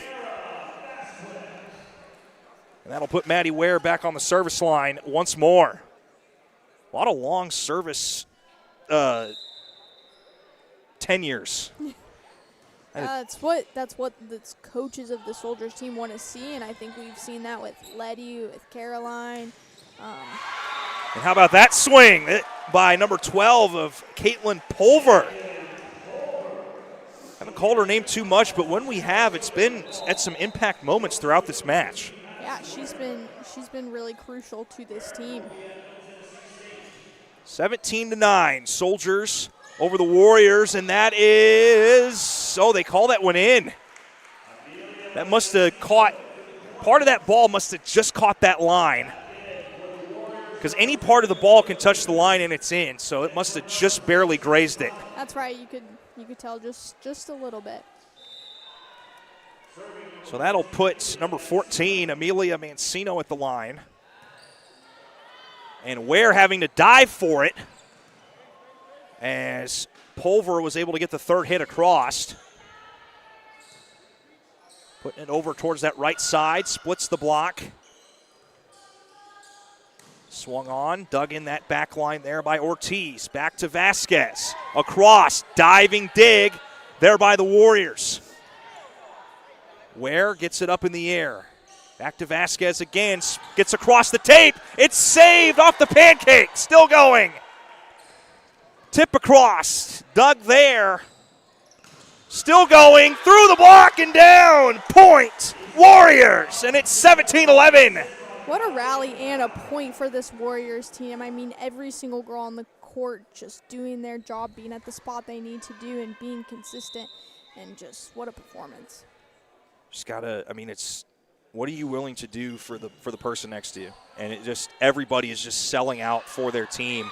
And I mean, now you get to a point where the Soldiers are starting to make some mistakes now, and now it's a 4-point match, or 5-point set. I was never good at counting, but it's okay. It's not good at reading or math.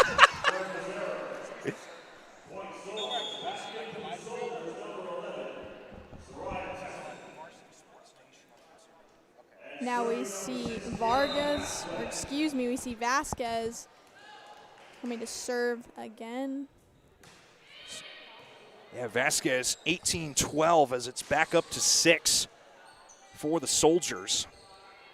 And no matter what happens in this set, we're going to a set 5, but wouldn't it be so poetic for it to be tied at 2 sets apiece? And that one, they say, is in the line, 19-12. And Pulver once again, I mean, like you said, she's just starting to make her mark on the court today. So Vasquez once again back to serve for the Soldiers. Towards the middle, going right at the libero of Rivera. Gets through and joust at the net, pushed backwards.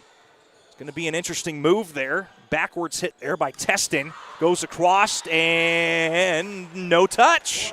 Point Soldiers, 20-12 for the team in black. Once again, Vasquez at the service line. She's done a phenomenal job just getting things started for this team. Game of runs has been in favor of the Soldiers for most of this set, and that'll be an ace. Ace/4 hit error. 21-12 here in set number 4. And that forces another timeout. I think that was taken by the Warriors, and I mean, you know, it's crazy because as I'm looking over the scores once more, 25-23, 25-21 in sets 1 and 2, and both of those were winnable sets by the Soldiers. But you loved what you saw just competitively, how it was 16-10 both times. There was a fight up, and then it kind of got weird and then now it's 25-15 set 3, now 21-12. And like I said, I still think the Warriors have another run in them, but this set, I don't care what the score is right now, it's far from over. You're right. And the Warriors could come back and win it in whatever. I don't know. You never know, Conrad. And you're right, the Warriors just need to stop the Soldiers team in their momentum, just stop them right now in their tracks as they're kind of getting on a run. And it's dug out there by Ware. Pushed up and dug out of that back line. Good hit initially by Pulver. Gets through, dug out there, and going towards the stands. Looked like she just ran out of real estate. That was Testin trying to run after it, and the Warriors stopped the run by the Soldiers, and it's 21-13, and that'll put the libero number 8 of Emma Rivera back at the service line. I think Coach is just happy with the Warriors' performance after that timeout to just play a little bit more competitively than they have been. Pulver gets it through. And that goes through the hands. They're aware. Just a simple mistake, you know, and kind of a smile there by Ware, but it's just kind of one of those moves you kind of like to try again or have back. Right. 21-14, 2-0 run here by the Warriors. Warriors trying to go on a late run here in set 4. And we'll play a set 5 no matter what happens in this set anyway. But very competitive and ran out of hits, and it's 22-14. As Testin will get credit with the point here for the Soldiers. And back to serve is Alani Correa, and that is out of bounds. Service error, 22-15. She just kind of had a little look at Coach, a little laugh right there, shrugging that one off. It's like, my fault, guys. But, I mean, just imagine, you know, having to swing the ball so many times, your arms got to be so tired. Oh, yeah, and she's a lot smaller than a lot of the other girls out there. That's how that usually tends to go at that libero position, and that is out of bounds. Good job there by Umpierre to stay out of the way of that. Nearly got a touch, but kept her body away from the ball. Ball went out of bounds, and we've got a 6-point set. And, nearly an ace, but the ball hit pinball action there. It's going to be a crazy move there at the net. Actually, no, it got cleared enough, and that's going to go through the block, and that's going to be a kill by Amber McLean, 22-17. And Warriors, I told you, Cecily, feel like they got a run in them. They've cut it down to 5. Well, they know what they need to do to just hold this Soldiers offense and come back in this game. They've gone on a 5-1 run since that timeout. And Pulver must have heard me because now it's now 5-2 run. 23-17. So back serving now, number 10 of Olivia Heekin. There are 2 number 10s on this Soldiers squad. Heekin was originally supposed to be number 8, but not sure what happened there, but she is number 10, along with the libero of Alani Correa, as Vargas hits it a little high and almost lost her footing there. Yeah, just a little too strong coming off. So substitution here for the Warriors, as coming in to serve is Kennedy Connell out of the First Academy. 5-point set, still anybody's set here, 23-18. And that's a service error. So for the second straight set, the Soldiers enter set point. And like you've talked about earlier, it's kind of the opposite of the first 2 sets we saw with these next 2 sets. Deep serve, little collision there, but the Warriors save it. Soldiers swing on Vasquez! Point! And we're tied at 2 sets apiece. Vasquez just finding that spot and that gap right there in the middle. What a play, what a spot for her. I mean, I told you before when it was beginning of the match and when it was 2-0, I said, wouldn't it be crazy if we had a true set 5? We had a true set 5. I mean, it still was going to be whatever it is. We've got the coin toss to get ready because they have a coin toss in set 1 and in set 5 with this, what they call the deciding set, to determine who's going to serve, who's going to receive. And, yeah, I mean, what a match. What a match. This has been great. I mean, I really like the back and forthness between these 2 teams, which is what would be expected just knowing that these 2 teams are a mix of girls with it being an all-star game. But, I mean, I think it's exceeded my expectations. Yeah, no, it's like I said, if you would have, I'm going to say this, I've said it before, I'll say it again. If you did not tell me that this was a all-star match with the purposes of raising awareness to find a cure for cancer, I would have just thought this is just your regular game of 2 teams that are fighting for a spot to get into the state playoffs. Yeah, the competitiveness there, the attack is there, the pressure is there. I'm excited to see what's going to happen in this last set. Well, we've seen 4 sets. We've got 1 more to go. It's tied at 2 apiece between the Warriors and Soldiers. Who takes home the crown and the bragging rights here in the first annual Cure All-Stars volleyball game? We'll be right back here on Varsity Sports Nation in about 90 seconds. Don't go too far.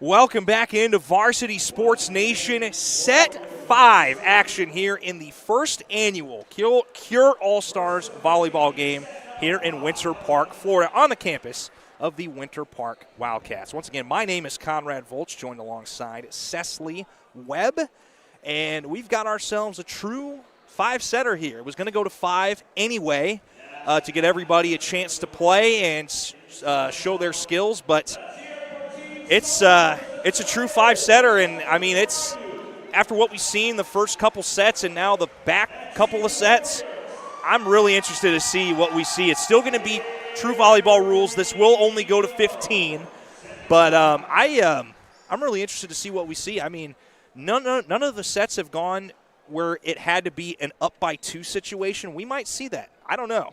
I think we will, Conrad, and like you said, just what competition between these two teams. A lot of back and forth volleyball, a lot of long rallies with a lot of just good competition. And I like that. And I think it's going to be interesting this last set to see what these girls are going to do. What's that one Christmas song? Oh, what fun it is to ride in a one-horse open sleigh. I don't know, you said fun, and I just started thinking. You're tired. Sorry, Christmas in May, guys. Not Christmas in July. It's Christmas in May. You got to wait a couple more months before you can start singing Christmas songs. True. Unless it's metal Christmas songs, then we can play them anytime. Anyway, swing down by Vasquez, and it's dug out of that back line by the Warriors. Good swinging, good digging by the two teams. Vargas gets blocked, and that's a much-needed start for the Warriors here in set 5. That was blocked by Milana Holland, and it's 1-0 Warriors. Yeah, like you said, a very good start for this Warriors team and a good spot for them, that open gap in that back corner. So dug in the back line there by Heekin, swung on by Vasquez, dug back out by Vasquez. Back to her again, dug in that back line, gets through the block. Heekin pushes it up. Vargas gets it blocked, but it goes out of bounds. We're tied at 1. Yeah, another good back and forth rally and a good block. Just went right a little too far out there. Vargas to serve here for the Soldiers. Tied at 1, just clears the top of the tape. Swung there, gets off the net, and they still make it work. Craziness happening. Blocked 3 straight times here. They're going back to Vasquez. Gets over the top of the block, and it finds the back corner. Point, Soldiers. Vargas right there in the spot. I mean, even after having a little bit of scramble with this Soldiers team, just Vargas going out there and finding that spot. So Vargas stays at the service line, 2-1 Soldiers. They were down 2-0 to begin set number 3. They've won 2 straight as that sails long for a service error. Good job by the Warrior back line to see that and not try to go after it. Sometimes it's hard not to because it looks close, but that one was left no doubt. Right. So that serve there by the libero. This time swung on by Olivia Salmon. Pushed in the air by Ware. Back over towards Vasquez. Through the block. Diving dig. Ware back to Vasquez. Blocked, and it's inbounds. And it's 3-2 Warriors. Found that spot with the block for the Warriors after their last block going out of bounds. So here we go. Fight to the finish here in set 5. First to 15 or up by 2. Vasquez gets blocked. Ware pushed it up in the air. Back to Vasquez again. And it's out of bounds. Points. Soldiers. Correction. Point Warriors. And they're going back to their normal ways from sets 1 and 2.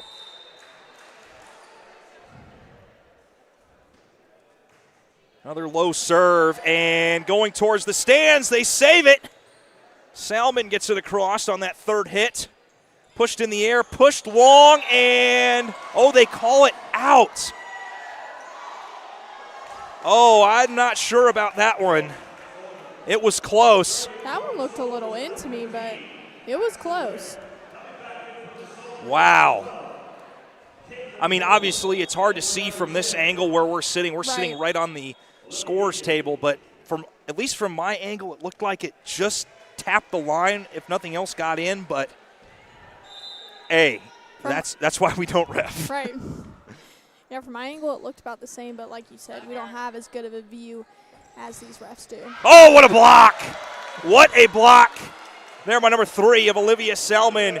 I mean, I've told you, Cecily, every set has its own story, and Selman has started taking over here early in set 5. That's what I've liked about this team. I think every set a new girl is starting to just showcase some of their skills and their abilities, and like you said, Salmon during this set is really coming alive. Warriors trying to answer and freezes the back 2 girls there. That was Amber McLean, who's been a consistent killer, if you will, for the Warriors in this match. But they've kind of, I mean, she had some early fire in sets 1 and 2, but maybe this is her set to start taking over for the Warriors. Yeah, you're right, and I just like that placement right between there, a little miscommunication between Soldiers. And that's a swing there by Vasquez, and she gets the top of the block, and it goes straight down like an arrow, and we're tied at 5.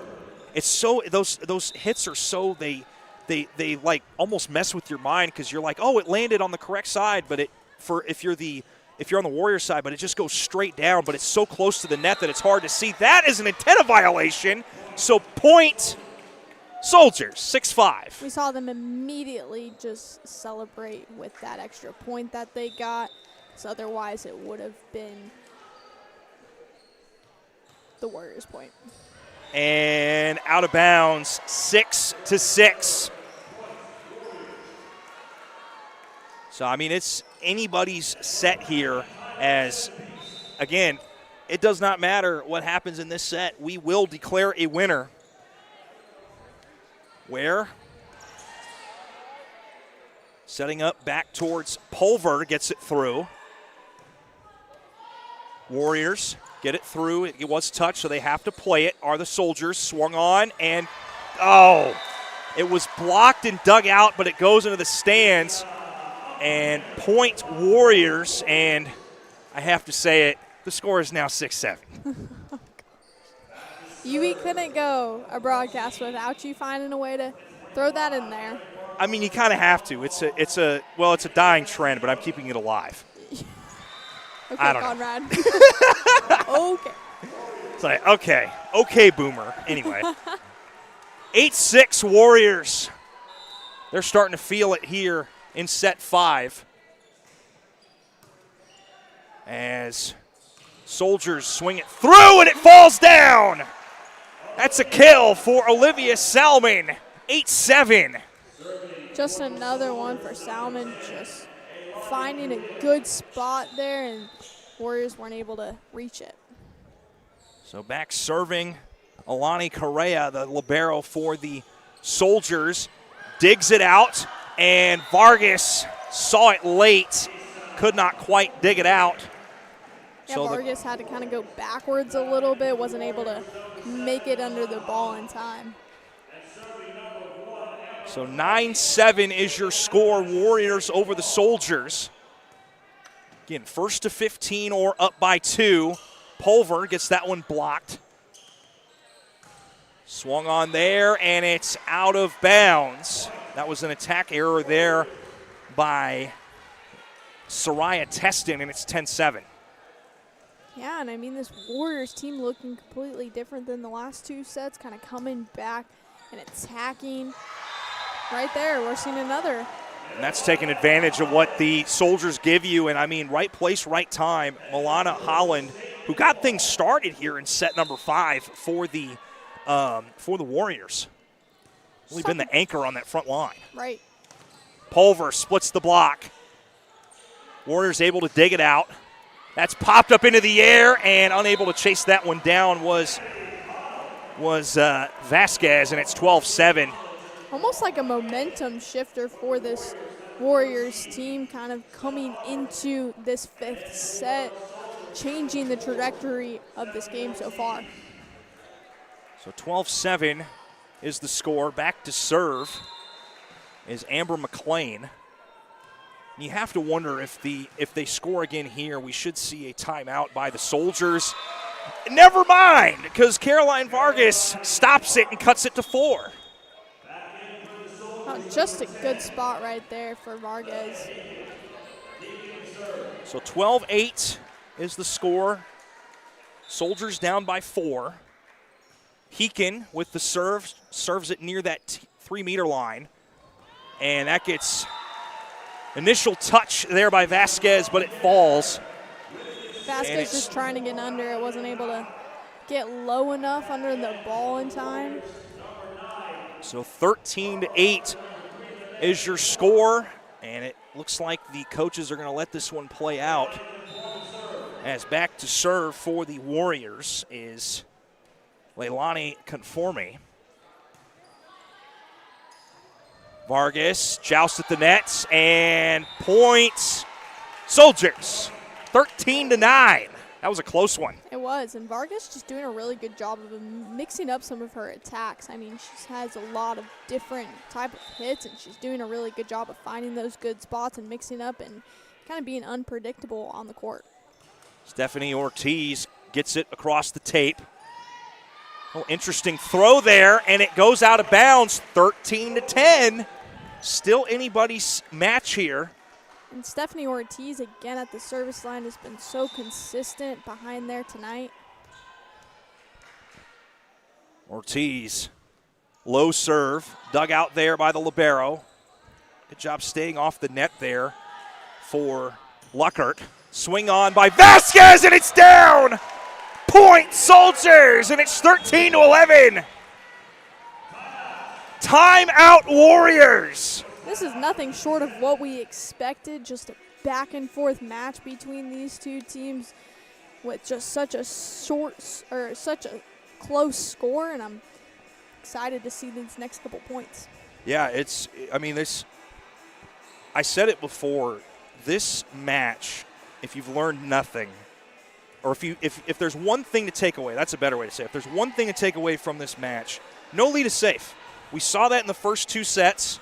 We're seeing it here, and we saw that early in sets 3 and 4, and now we're seeing it again here in set 5 because, again, when it looked like the Warriors were running away from it, the Soldiers said, all right, hold on one second. And it was different points in the match. It was for the first 2 sets, it took till each team, what they call the red zone, each got the 20th point.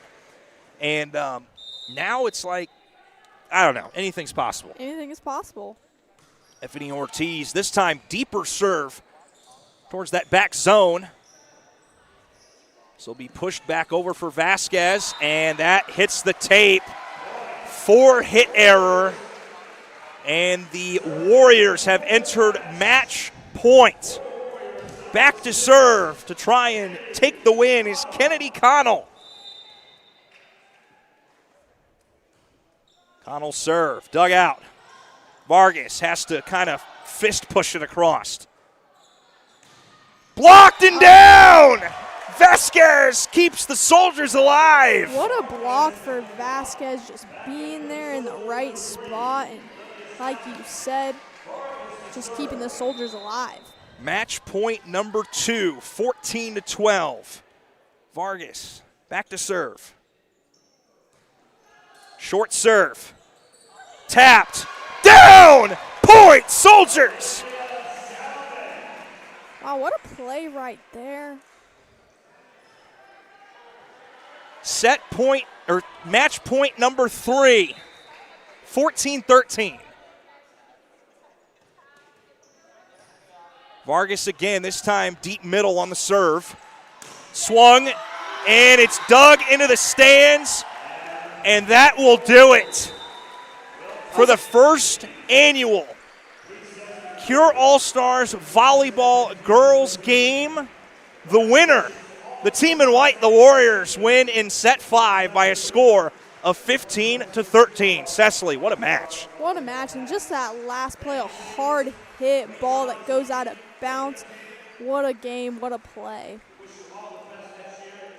So we were going to play 5 sets no matter what here for this girls game, and it goes to 5 sets anyway on a technically because of what the scoring was, but what a competitive match. I mean, 25-23, 25-21, then 25-15, 25-18, and then your final score here in set 5, 15-13. Great volleyball all around by everybody, and teams came together for a cause. Everybody's got someone that they play for, they fight for, they do whatever, and that's one of the great things about sports, and I'll throw music in there as well. I mean, it's one of the few things in this world that brings people together, and it shows you that there are so many things in this world that are bigger than yourself, and if you can use sports as a tool to bring people together, it's a beautiful thing, Cecily. That's right, Conrad, and we're just seeing the girls now just kind of coming together for a great cause and great game of volleyball. It's really special. Absolutely. Well, we'll take a break. We got the boys' game coming up. I believe it'll be in about, I think it's going to be in about 20 to 30 minutes. They need at least 20 for warm-up. So we'll stay here on the same live stream link. It will not be going. You don't have to search for a new one. Just stay on here.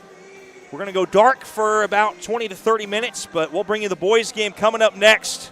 Saw a fun one here. We got even more fun coming up next. Don't go too far. This has been Cecily Webb, I'm Conrad Volch, and we'll bring you the boys' game in just a few minutes. Do not go too far.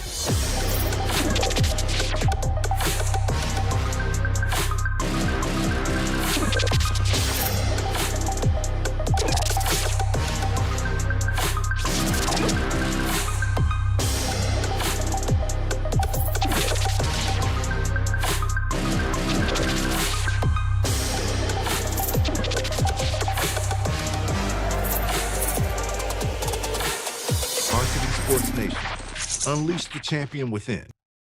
I've always been a baseball fan. I grew up playing ball, and I still love playing today. As I got older, I found out that both of my hips had severe arthritis, and I was facing 2 hip replacements. I've had a fear that I would never be able to play ball again.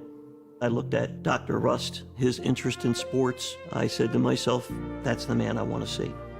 Orlando Health turned my life around, enabled me to do what I've always enjoyed most, and that's to get out and play ball.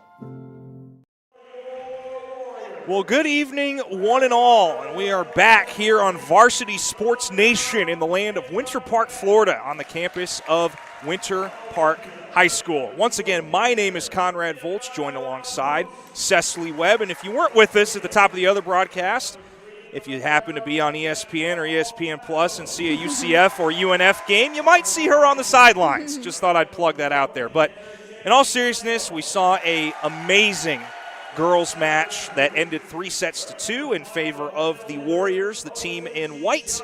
And we've got a whole other match here between the boys' team. Still the first ever Cure All-Stars volleyball, this time the boys edition, Cecily. And like we said at the top of the other broadcast for the girls' game, when it happens for the first time never happens again, at least for that specific thing. And, you know, and the thing that's really cool about these two kinds of sports is the girls, you kind of see they're very fundamental. The game flows.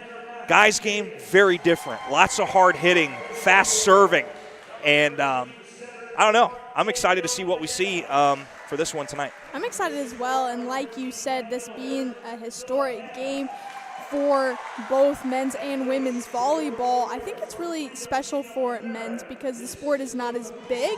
And so for these boys to get another opportunity to showcase their abilities, and some of them committed to college to play, continue their career, is just exciting. But I think it's going to be a fun match. I'm excited to see the level of competition in this different style of play, even though it is still volleyball.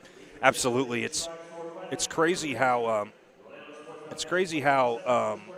the boys' game is growing, but you know, you like to think it would one day. I don't know what decade, but if it could do like what the Cornhuskers did and like sell out a football stadium, right, that would be insane.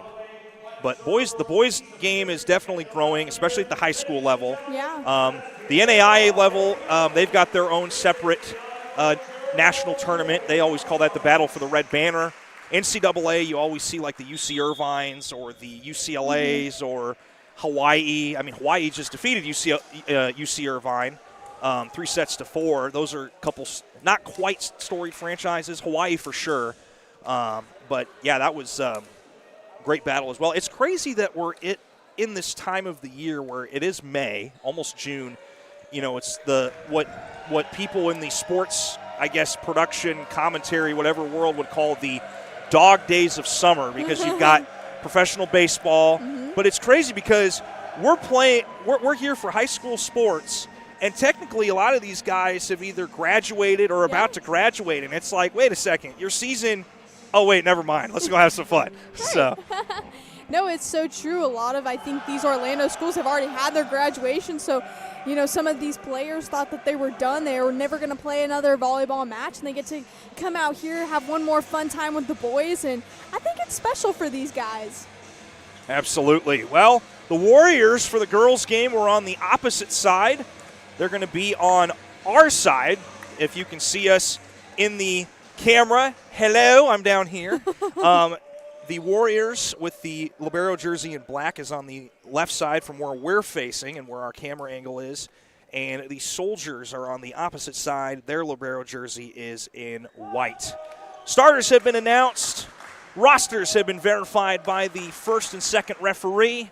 And it is time to get this show on the road, to quote the famous cliche. And we'll get this party started. Here, Cecily. I'm excited. Absolutely. So back to serve for the Soldiers. Number 8, Rafael Mello out of Horizon. And this one kind of almost lifted in the air, but goes out of bounds. So point to the Soldiers. They lead 1-0.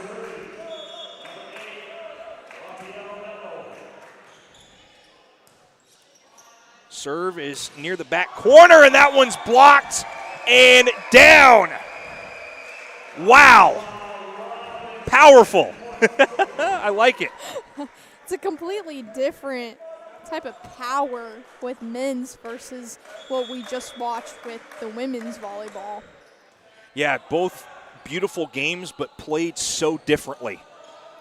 A little bit of finesse here and there, but it's very powerful. Lots of power and not as much finesse. And that's coming towards us and saved by the front there. And it's 2-1. You would have had it. You would have had it. I would have, but I don't think they were ready for this skill that I don't have. I don't think so either, really, Conrad. So a serve there for the Warriors, and deep dig, but that'll go under the net. And that'll put the Soldiers back up by 2. They lead 3-1. Just a lot of kind of back and forth and different strategy than we saw with the women. So it's interesting to see some of the different strategics plays that they. Whoa! Wow! That is inside the line. I could see it from this angle. It curved and just painted right inside, and it's 4-1. How about that? And you could see Caden's reaction to that. He was a little surprised and kind of laughing at himself for missing that. It's one that you'd like to have back if you were the Warriors. Warriors, good push across. Soldiers ready for it. Setting up a good swing. A little bit of a lesser powered swing. That one pirouetted up into the air there by Caden McGaffa out of Apopka. Kind of a swim move swing. Kind of went off the side of the hand. Blocked and out of bounds. So the kill will get credited there to Matthew Davis out of Lake Nona, and it's 4-2. A good block, just went off to the side a little bit, but a good rally there. Yeah. I mean, we're starting to see the heavy swings, and again, it will take a set for these teams to get used to each other and to get used to this kind of flow of the game. But from what we've been told, this match, for the sake of time tonight, I think they said the max is going to be 4 sets, if I remember correctly from what they told us when we were at break last match. But again, we'll cross that bridge when we get there. But we assume, well, we don't assume it is, this match will play a minimum of 3, just like any particular match. And they're going to call that a touch. So that's going to be a touch called by the line judge. And you can hear the crowd kind of giving some talk back a little bit to the ref. Short serve dug out in that back line, and that one is long. Tack error there by Nick Baker, or correction, tack error there by Philip Hanna out of Bishop Moore, and it's 7-2. Well, that's something you talked about earlier. This first set is a little challenging with it being an all-star game, trying to find their groove and work together. Little reactions from the crowd here. It's a lot more lively than it was during the first women's game. Might be a little interesting. So that'll force a timeout. That's going to be called there by Gina McFerrin out of Freedom. So the Warrior side led by 2 women. Gina McFerrin out of Freedom, Jennifer McMullen out of Bishop Moore. On the Soldier side led by 2 men. Tom Snodgrass, head coach here at Winter Park, part of the state champion team this past school season. And Jack Sornarski out of Horizon. So that's one thing you see in the boys and men's, mostly the boys volleyball world. I can't speak for the men's volleyball world when you hit college or the pros, but there is a lot of female head coaches, which, hey, at that point, if you know the game and you know what you're doing and you can lead a group of guys to where you're supposed to go, have at it. And obviously, having people like Gina McFerrin and Jennifer McMullen, that's a huge honor to get to coach in a game like this for the very first time, for the very first Cure All-Star match on the boys' side. Yeah, it's definitely super cool for them to experience, and it kind of makes me think of, obviously, women's basketball when you have men's coaches, but it's a little more special when it's a woman just because women in sports aren't as big, and so just to see it grow. And that's a hammerhead hit there. Not as much power as it could have, but hey, it did the job. That was Philip Hanna out of Bishop Moore for the Warriors, and it's 8-3. And I think, too, it's, the opportunities that men and women have gotten in the sports world have been really cool. And I think, oh, what a move there. We'll finish that thought as soon as this rally ends. See what the Warriors do. Smack hit. Oh, that was close to a lift, but they don't call it. Still going. Swung on, blocked back. Warriors trying to get into position. Swung it, dug out by the libero in that back line. Swung on, blocked back down. What a block there by the Warriors. Number 7 of Leo Torres, and it's 8-4. Wow, what a rally there. And what I liked from the Warriors team is we saw a lot of fake plays there where they kind of were, making this Soldiers team question. And ooh, that's close, and it'll land in bounds. Point Soldiers, and they'll stop the 2-0 run there by the Warriors. That was credit there to number 10 of Ian Fonten out of Freedom. So back to serve was number 13. Oh, my. I mean, lay some spackle in between some bricks, because that was a block, Cecily. Wow, what a play. I mean, it's just so interesting to see this style of play. Very interesting. Ooh, that was tapped. Went back across the tape. Finessed hit. Popped up in the air. No double hit. Swung on. Blocked down. It's in! It is in! And you can see this Soldier team starting to feel it again. And the Soldiers team just kind of walking around with a little chip on their shoulder, leading by 7 points, and that block just being another one of those phenomenal plays. Swung on, but dug out. Soldiers get it towards that back line. Swung on, through the block, and down. Point Warriors. Caden McGatha. Wow, McGatha gets the point. It's 11-5. And for McGatha to make it through those blocks and find a spot there was really impressive. So now back serving is number 1 of Abram Pham out of Timber Creek. In crucial set of points here, and that's blocked down.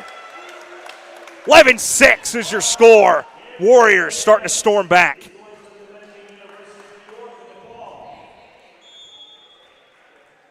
Whistle has been credited there. Soldiers swung on and out. No, wait a second. No, it is out. I'm getting backwards now. So it was, no, they called it, yeah. Anyway, Point Warriors. I swear I know what I'm doing, and that's an ace. Nice little celebration. You see him pirouette spin in the air? That was cool. For a team that's just playing with each other, I'm sure some of these guys are familiar with each other, just the same as women's volleyball with club, but just to have some chemistry and have some fun with it. Back and forth action. Might see what we saw in the women's game. No lead being safe, and no, that one's out. Great effort there by McGatha, but it goes out of bounds. 12-8, Soldiers. So this puts Aiden Fontaine out of Winter Park, the local kid, out of this location, and that is a 4-hit violation on the Warriors, 13-8, as the Soldiers extend their lead back to 5. And something I've noticed with their serves is they have a lot more spin on the ball, and that's why sometimes maybe earlier when we saw in the game where it looked like it was going out and went in, I feel like that kind of is happening with some of those serves. Wow. Mr. Ortiz said, I'll take that block real fast. 14-8, and that one goes long. It's funny, I just said go long, and that reminded me when I was a kid when we would throw the football around. It's like, hey, go long, and then your friend would throw it, and then it's nowhere near you, and you're like, bruh, I don't know. Sorry. Imagination Squirrel. Station over here. Yes. Hey, that's from Adventures in Odyssey. Anyway, That is an ace, I think. Kind of Yes. still playing over here. Yeah, that was an ace. That was, I don't know why that, like, my brain just, like, didn't register that was an ace. Sorry, guys. 14-10. As Magatha swings again, and that one is too long. 15-10.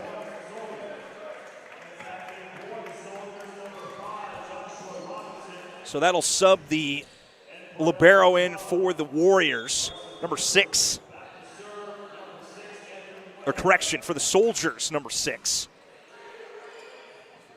Anthony Nguyen. 3-meter attack. Dug out of the back line by the Warriors libero. Finesse little swing there, dug out by Nguyen. And that'll go off the wrist of the libero and flying into the stands. 16-10 Soldiers. Soldiers have done such a good job of finding good spots on the court where there's kind of just a little bit of a gap. Yeah, and we talked about in the girls' game, if teams don't give you anything and they give you something, take it. That goes off the outstretched arms there of Mark Gabriel Gaes, and that goes off the antenna. So it does go down as an antenna violation. So 17-10 Soldiers. And that one, oh, they're going to call that an ace. Wow. I couldn't see it because I wasn't looking at the line. I looked right back at the line judge, but the line judge said that it touched the line. I wasn't looking either just because we have something right over us. We can't see the line. But and they tried to two-hand push across, and that's too long, 19-10. Again, in a situation like that, you will take two hands and try to just power it down, but you have to aim it the right way, and just missed it there. right, especially as males with such power, you've got to have some strategy. Being a power, that one goes a little too far. Makes it 20-10, and that'll bring up the second and final timeout of set number 1 here for the Warriors. And Cecily, I mean, we knew it was going to be a heavy hitting and fast-paced match, but I mean, we've seen 30 points here in set number 1, and I haven't been keeping count. I think this match officially started right around 7:50 or 7:47 or something like that, and we're flying. We're fine, and that's what you talked about earlier is just the difference between the men's and the women's and how much faster these sets go. And something I noticed when I was doing a little bit of research is a lot of these players, they haven't been playing for very long. When you look at women's volleyball and high school girls volleyball, they've been playing since they were super young, but most of these players have only been playing for a year or two.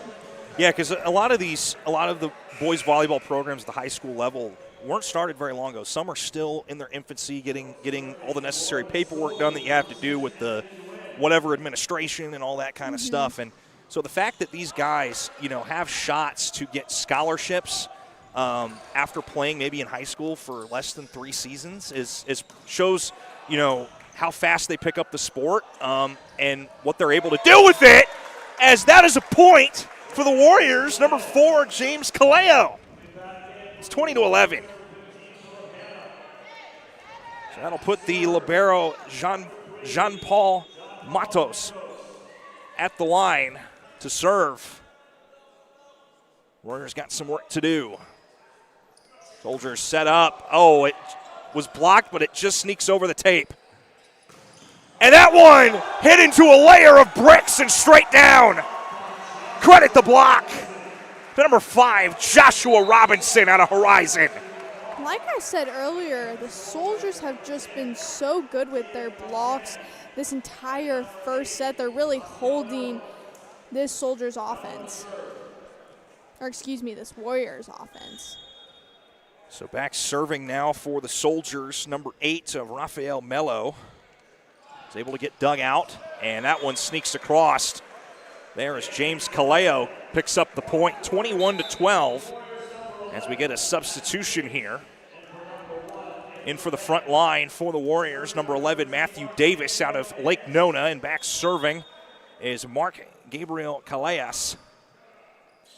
21-12. Robinson gets that one dug out, saved in the back line. Joust at the net is blocked. Warriors set up shop again. Swung on, that one's blocked back and saved. They're going to shoot it for the other side. Goes across the block and over the fingers of the Soldier defense. And Matthew Davis gets the kill. It's 21-13. There was just so much power on that hit off of Davis that the Soldiers weren't able to recover that and bring it back into playable area. And Robinson shoots it wide, no touch, 21-14. So now we're seeing the game of runs in favor of the Warriors side now. And again, like we saw in the women's game, if you're the Warriors, start making the Soldiers call timeouts here in set one, but not before Gabe Sousa says, watch this. So Sousa got the kill. We'll step back to the service line. 22-14, Soldiers over the Warriors. That one just goes over the tape. Slide job over to the side. That one's dug out and will go flying into the stands. Point to the Warriors. Matthew Davis with the kill. Back to a 7-point set. As back serving for the Warriors is James Kaleo. Robinson connects off the touch there. 23-15 for the Soldiers.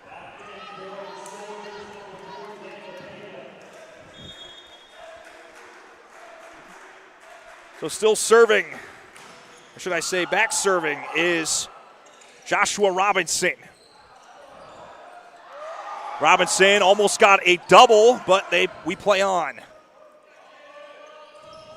That one was dangerously close to potentially a lift. That one gets blocked, saved, no lift. Robinson falling down. That one gets swung across. We're still going. Davis swings it down, and it's in. What a play and a rally right there. A lot of blocking we saw from the Warriors, and it ended up in their favor.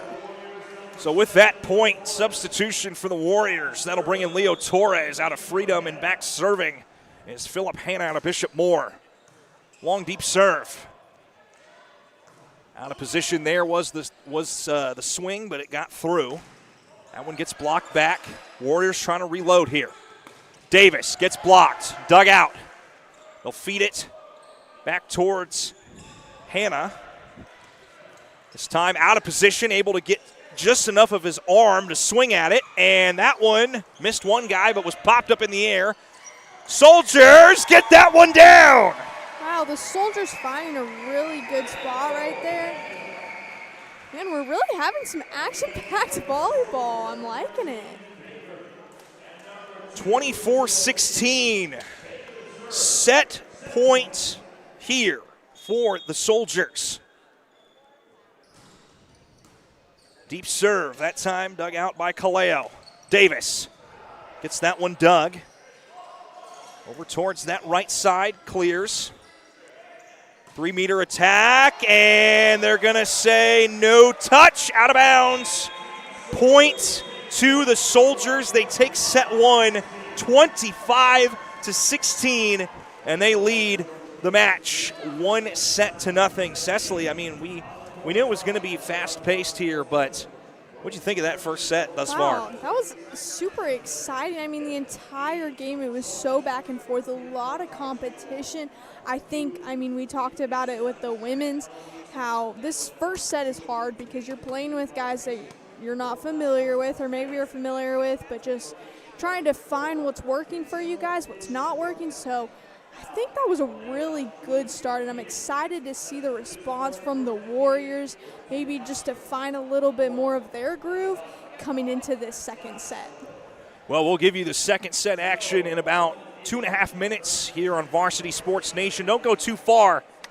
Soldiers lead the Warriors 1-0. We'll be right back here on Varsity Sports Nation.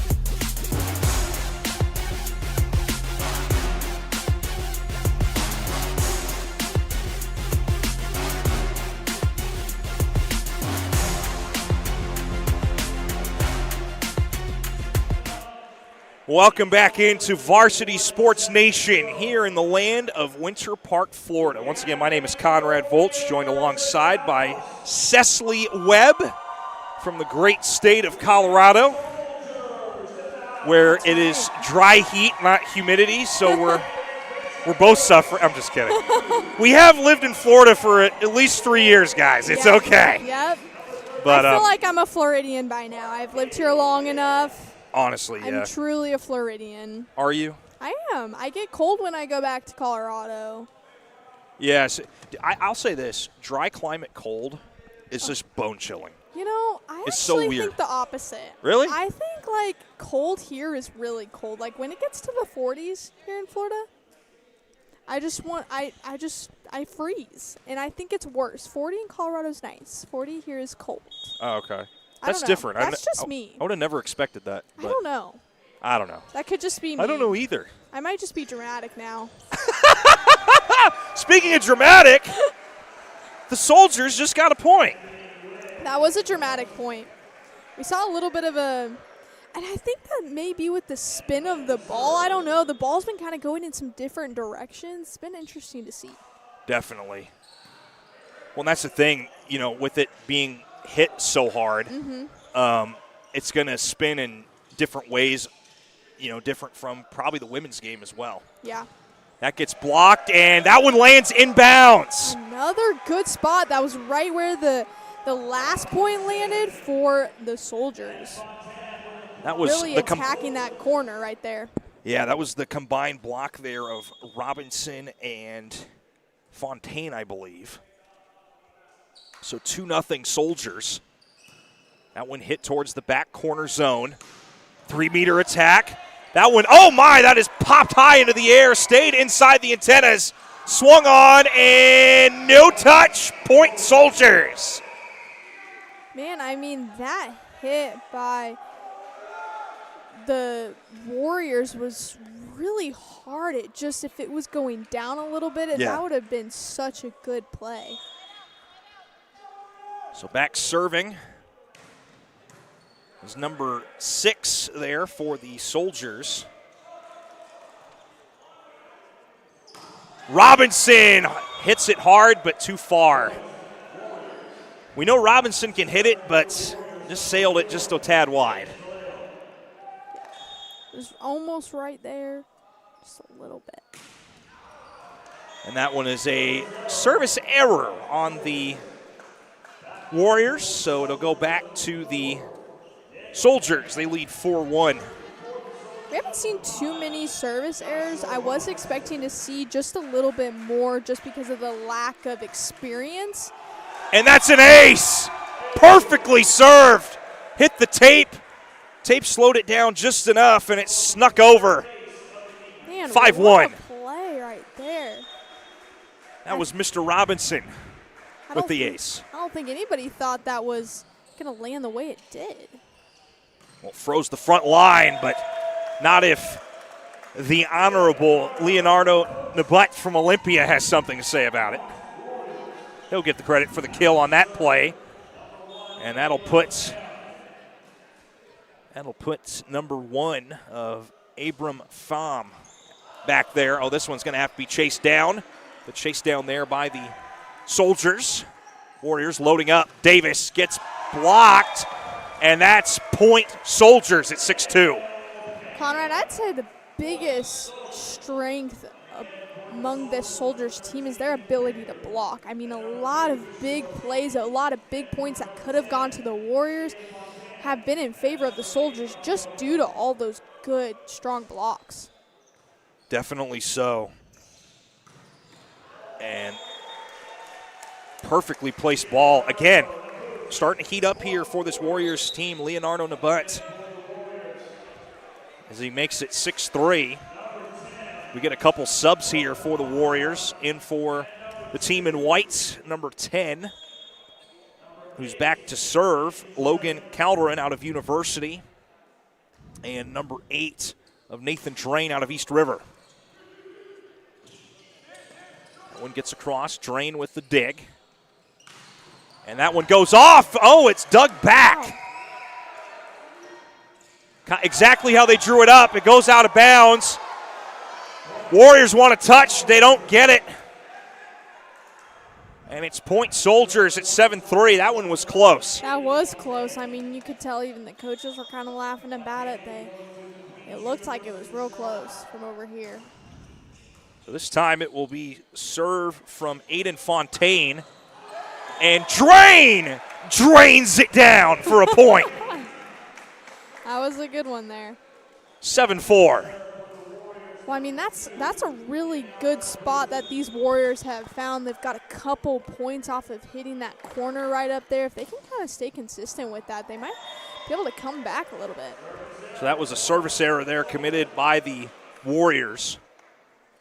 And you could see the way the Soldiers were lined up in formation. They just ducked and watched it go out. They knew it was out as it left his hand. That's what's so intriguing is they could tell. Especially with that ball moving as fast as it does. Right. And looks like we've got a net violation. I think with these guys being so much taller, we'll see a little bit more net violations than we do with women. And women have, for the girls volleyball, have kind of had some more experience avoiding the net. Well, with more power on a swing. Oh, that's an ace! Exactly how the Soldiers did it this time, Warrior edition. 8-6. It's the second time they've had a fun little celebration there.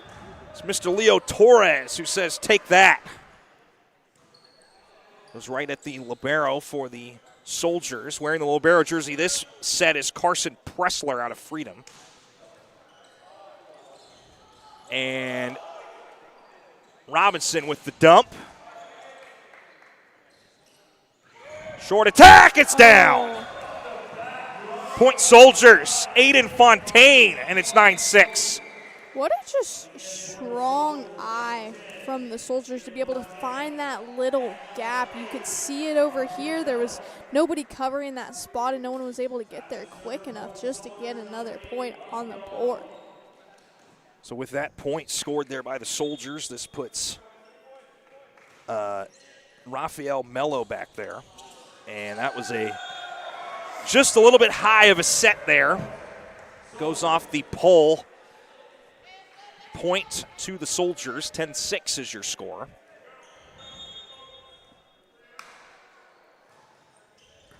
This time, dug out in the back near the corner, and that's going to be a kill. And again, the main kill leader for this Warriors squad here in set number 2 is Leonardo Nabutt. He's really been taking the, to quote the famous cliche, the bull by the horns for this Warriors squad. Brings it back to a 3-point set, 10-7. He's committed to play at the college level as well, so we're seeing, why he's got that skill and that competitiveness. So 11-7 after the service error as the Soldiers go right back to the service line with Wynn, and that goes soaring past everyone. That had so much power to it. Somebody, it's funny when you watch the boys and even the men's volleyball. It's like they drank like 8 rock stars before the match. As that's a kill there for number 10 of Ian Fontaine. 12-8. It's like Snickers. It's like you're not you when you're hungry. It's like, well, we'll do a step further and drink a Monster. Unleash the beast. Yeah, this balls are getting so hard hit. So we're trading some service errors between these two teams here in set number 2, 12-9. Both teams trying to establish some sort of something here outside of the recent service errors. Near collision there, no 4 hits as there was no double contact there. That gets blocked back, dug out in the back line, tipped over by 2 fingers. And that one gets blocked, still going, and it's down. That's a block by number 4 of Diego Pena, 13-9. I think this Soldiers team starting to communicate really well with each other, and like I said earlier, their blocks have just been phenomenal, saving them from some points. So that'll put number 13 back there for the Soldiers.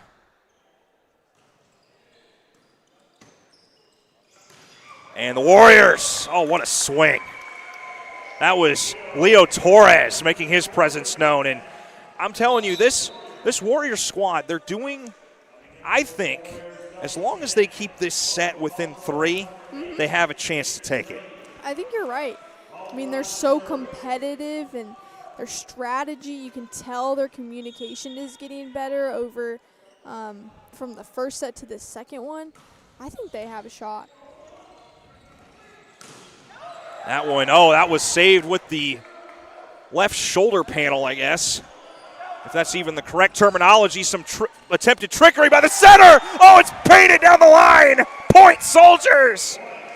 Wow, I mean, a dive from the libero, just a little bit too far away.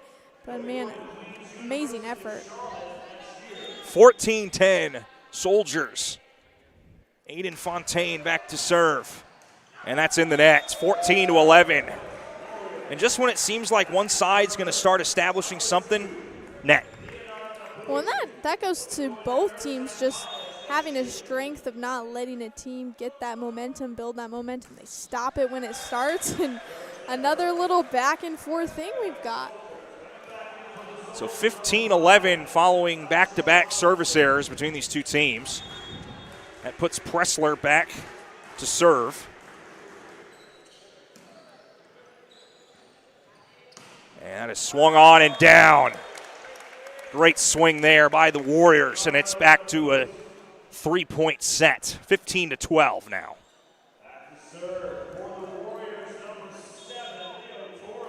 Leo Torres serving, just gets that one over the tape.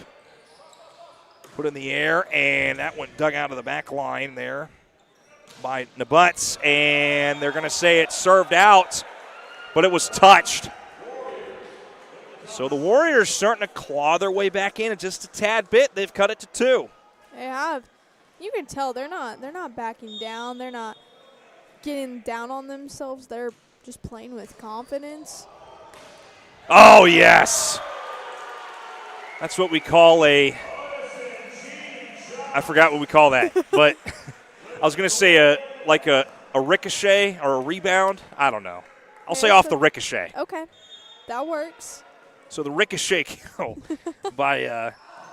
that was by number 5 of Odison Jean-Jacques out of Cypress Creek. Oh, my goodness, the 3-meter attack from the honorable number 2, Leonardo Nabutz, and it's 15-all. Like we just were talking about, the Warriors fighting back and attacking. We're starting to see them hand this Soldiers team some pressure. And just when we see something starting to get established, service error, and it's 16-15. We saw Leo Torres just kind of shrug that one off. He knew, hit that ball a little too hard, a little too far, but he's just shrugging it off. In a game like this, you have to just erase it from your mind and move to the next play. Next play. Can't dwell on it. When volleyball's such a fast-moving sport, you just have to. Drain got that one blocked. There was enough of a Soldier hand, but it doesn't matter. That gets destroyed there by Aiden Fontaine, and it's 17-15. We saw Leonardo just kind of look at it and look at his hands like he missed it. It was right there. So still serving Rafael Mello for the Soldiers. This one coming close to us, and that'll be an antenna violation as that landed in the field of play but did not go across the correct side, and that'll force a timeout call. Once again by the Warriors. So it's you kind of think the Soldiers, they've got them right where they want them. Because the Warriors have been the only team that have called timeouts in this match. But, I mean, it's we kind of figured that this match would be, or this set, rather, would be a little bit closer because first set, I think the first set of any volleyball match, whether it's an event like this or it's a regular game, is a feel-out set. Because, and I call it that because whether you played a team 100 times or you're playing a situation like this, you still really don't know what you're going to get until the lights are on and that first serve is swung. Yeah. So 25-16, I'm going to call that outlier set, and we might see a good fight to the finish here, at least in set 2. That's right, Conrad. And we've seen a lot closer of a game during the second set versus the first set, and that goes back to just what you said. I mean, you're playing a new team. That one just missed the back line and will be a service error. So now the Warriors have scored the same amount of points in set 2 as they did all of set 1. And it's only 18-16. So a lot of set left, and they look a lot more confident and a little bit more authoritative with how they play. As that goes across the net barely, and that is swung on there by Wynn. And that goes across, and they're going to say that was in. Point Warriors. We're back to a 1-point set. Just like you said earlier during that rally, the confidence of this Warriors team kind of shifted. We see a lot more confidence in them, and they're playing as if they're leading this game.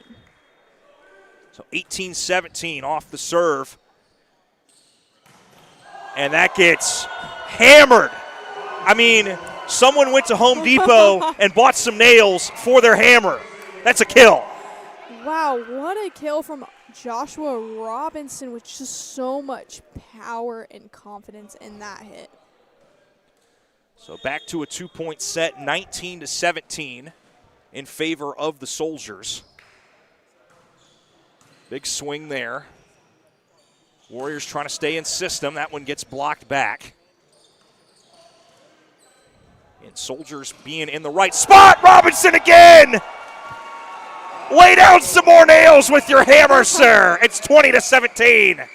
Wow, and Robinson and his teammates just kind of having big smiles on their faces. Just what a play from him. As an errant ball went onto the court, so it had to get cleared. That gets dug out there by the Warriors libero. Flying in to get that one was Pressler. And battle of the liberos now between the two teams, digging things out. Soldiers set up a attack, and it's off the arm and down. Points. Soldiers off the swing of Fontaine. It's 21-17. Wow, and we've seen a momentum from this Soldiers team. They're just playing with so much confidence. Another serve again from Wynn. This time Davis from that left side. Seen him from the right side, mostly in set 1. That one clears. Good swing there. Oh, that one almost a dig kill, almost. Davis, swing again. Swung on, blocked, but out of bounds. So kill is credited there to Fontaine once more, and it's 22-17, and the Soldiers starting to pull away here in set 2, Cecily. Yep. I think the Soldiers kind of just have that chip on their shoulder, knowing they're leading. They won the first set, so they have that already ahead of them. That goes Not off stressing it. That goes off the top beam, but does not cross the net, so that is legal. Oh, a little delayed there, but the Warriors recover. And that one gets through the net, dug out there by the Warriors. Now we're seeing a long rally now. Longest one we've seen of this set. Goes off the thing, saved in the back line, and this will be pushed across the net. We're still going. Swung on by Robinson, who says, I got some nails left. Robinson just playing so well with another kill right there. I mean, and after such a long rally, thought it was going to be over. Some high-flying balls, but wow, what an end to that. Give credit where credit's due. Nabutt chased after the ball. I mean, he was almost to the exit doors by where the restroom sign is. And, I mean, that's why you play. You run after it within reason. I mean, we've seen some girls almost get stapled to the stands. But you just got to do it, and that'll set up plays just like that. Nabutt all over the place. Right off the ear of Robinson. Looked like it skimmed his ear there. And now nonetheless. we can make a Monsters Inc. reference because it's 23-19. We have a 23-19. You just have a reference for everything, and I love it. I try, Cecily. I try. That's dug out there in the back line by Kaleo. Still going. Soldiers setting up the left side attack. The Butts gets that one dug out there by Wynn. Swung on and in the line. Just made it. Fontaine starting to take over for the Soldiers here in set 2. And the Soldiers, for the second straight set, have entered set point. It's truly so impressive to see the spots that these Soldiers have found to get some points. They're usually right on the line or right in the corners. It's just so impressive, the accuracy of their hits. Robinson to serve. That one took an angle down, and Davis gets rejected. Pena says, no thank you. 25-19, and the Soldiers lead 2-0, Cecily. Wow, that last couple of rallies were just so impressive, so back and forth, but the Soldiers were just proving themselves on the court.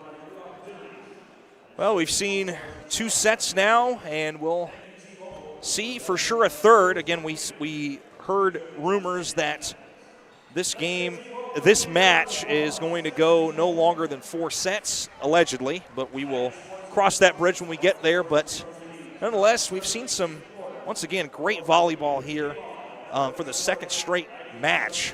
Saw some great women's volleyball that went to 5 sets. Now we're about to hit set 3, but we're going to take a quick break and be back in a couple minutes here on Varsity Sports Nation. Soldiers lead the Warriors 2-0 here in Winter Park.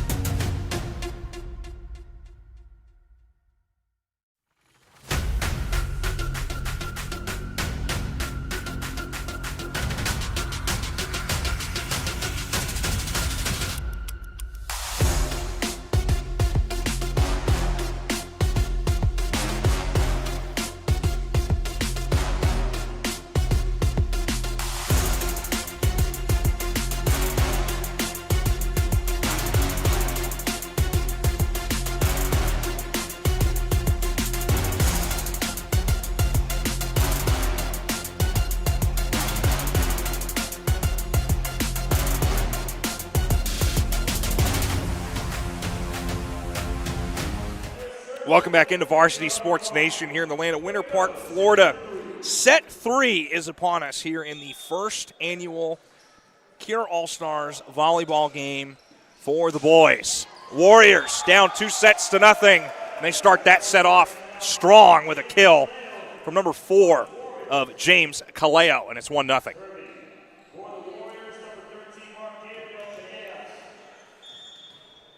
Now back to serve for the Warriors is Mark Gabriel Calles. And Robinson with the swim move plants it, and we're tied at 1. I mean, Robinson just making his statement on the court throughout this entire last 2 sets, I'd say. Really just super impressive from him. So back serving now for the Soldiers, Gabe Sousa out of Dr. Phillips. Warriors plants it. How about that? Leo Torres, and it's 2-1. That's exactly what the Warriors need, a little bit of a momentum shift, something to get things rolling for them in an early lead. So big swing there by the Warriors. Just went past Robinson. That's a design play where they have a guy look to swing it and then have a farther dude on the other side swing at it. That one's close, and they time it perfectly.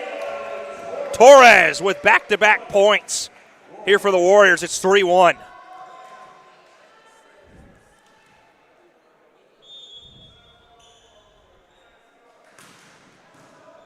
This one dug out. Robinson gets that one dug back, and it's blocked. And it's the Leonardo Nabut party as he has re-entered the chat here in set 3. And during that break, we saw the Warriors kind of hyping each other up. I think that was something that's kind of shifting for them. Absolutely. A little energy never hurt nobody as the Ian Fonten stops that for a second, making it 4-2. So Robinson, the heavy swing, back to serve. Gets dug.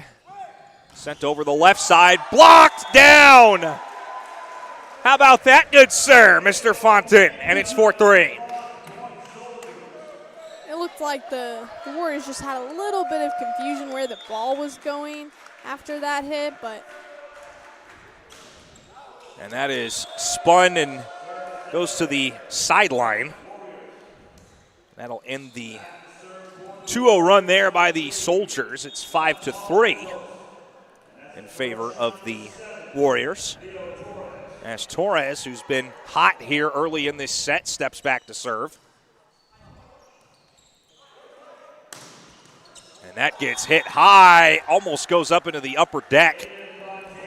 And Leo just trying to save that ball. He's kind of laughing. He looks like plays pretty light, pretty fun. He's not taking anything too serious right now.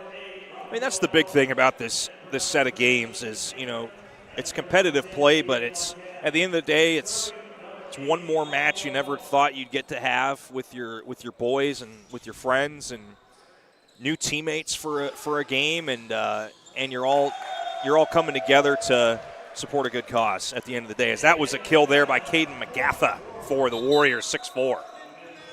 And a lot of these guys they play on the same club team or other teams that they are on, so it's kind of funny that they're on opposite teams here, so maybe just little jokes will be happening throughout the game as well as after the game.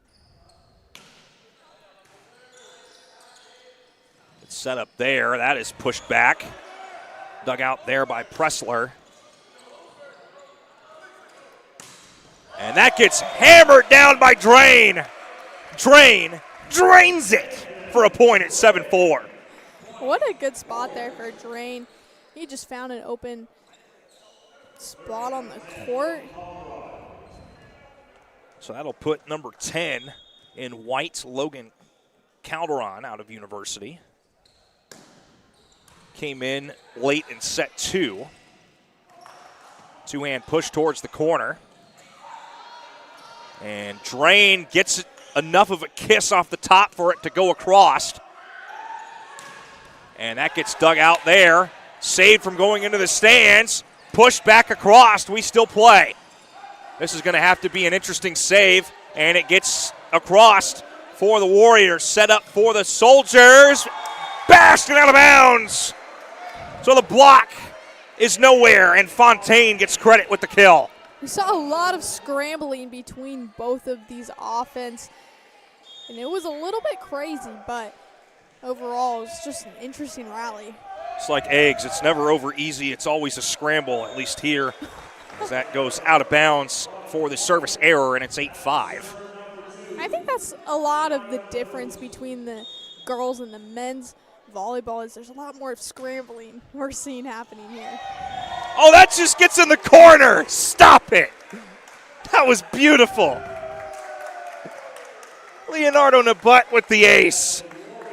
And I'll call it an ace of spades. Why not? 9-5.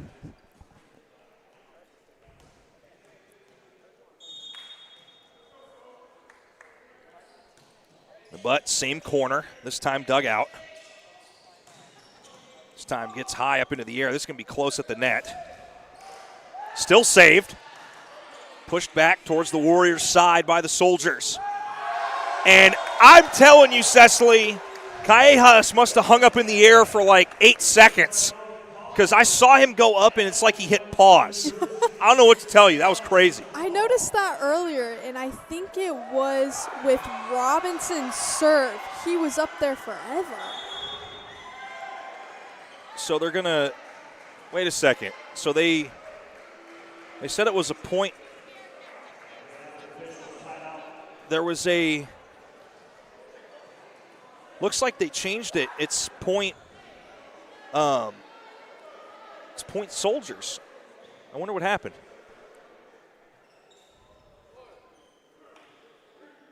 Because obviously the call is at discretion if it's called by the R1. Can't hear the conversation. Looks like they're having a conversation with her, but not able to hear from So now they're her. going to call the line judge in.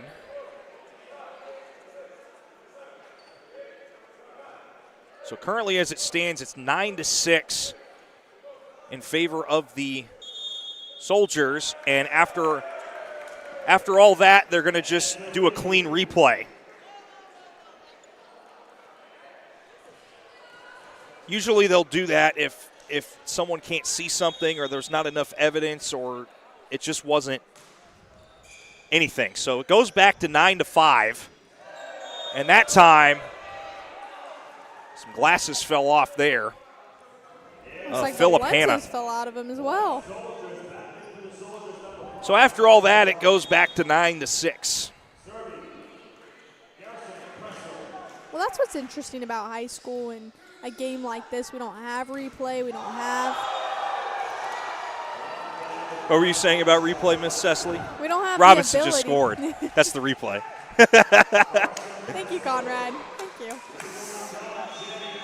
But yeah, no, the replay definitely. I mean, I feel like we get so.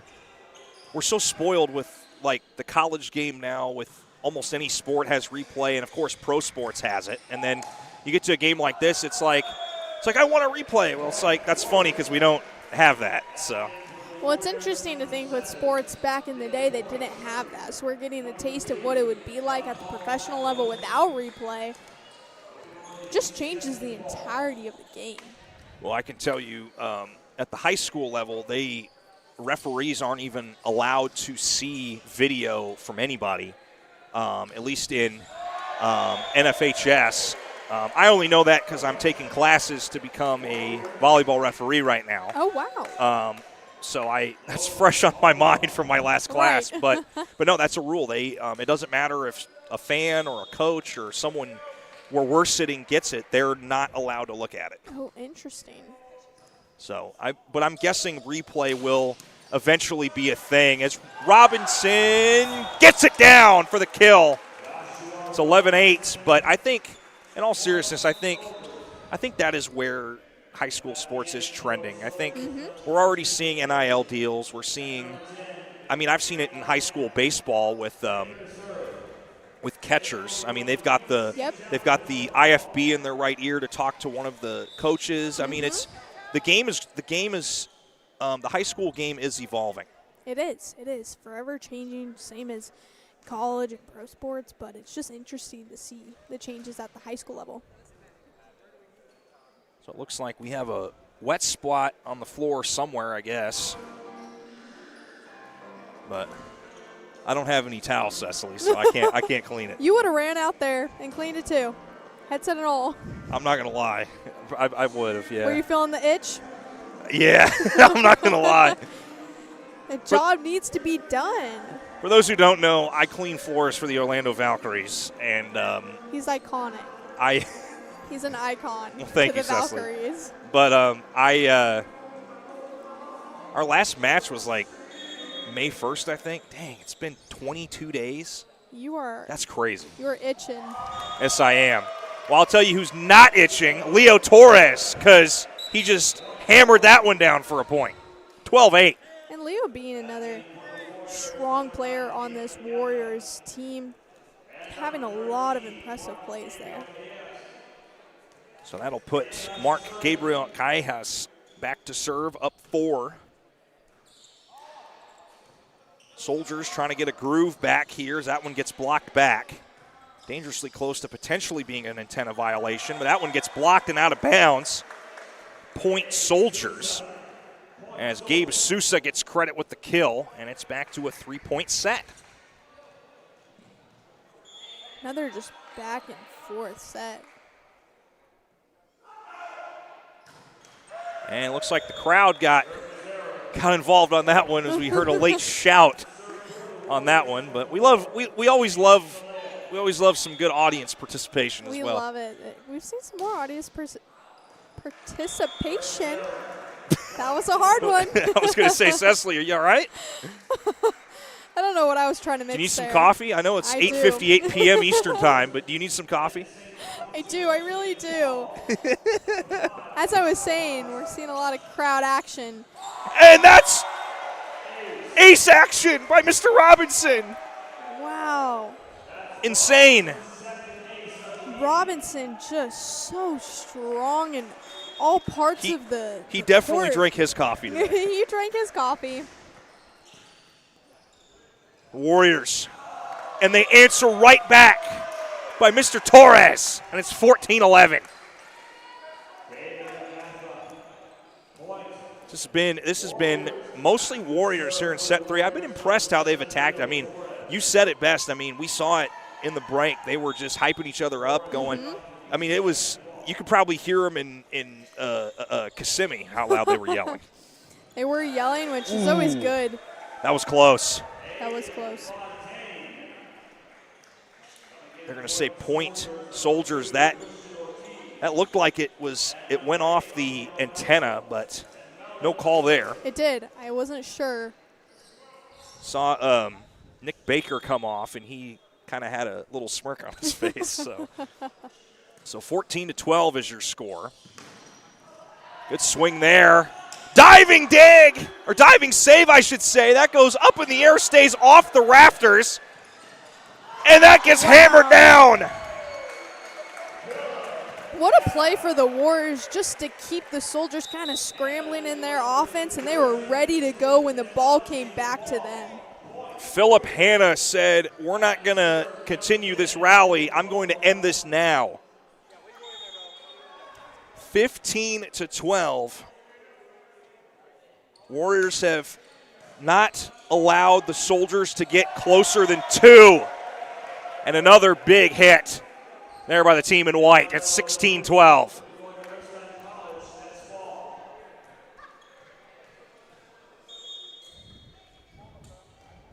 Still serving here for the Warriors is Logan Calderon. Soldiers. Little finesse play, but can't get a touch. 17-12. The Warriors extending their lead here. It's impressive to see the different style of play in this set than they have the other 2 sets. So 5-point lead, largest lead for the Warriors in this match, and it's blasted into the floor by Mr. Fontaine. 17-13. These balls are just so hard hit that it's almost even impossible to get them back up off the ground and keep these rallies going.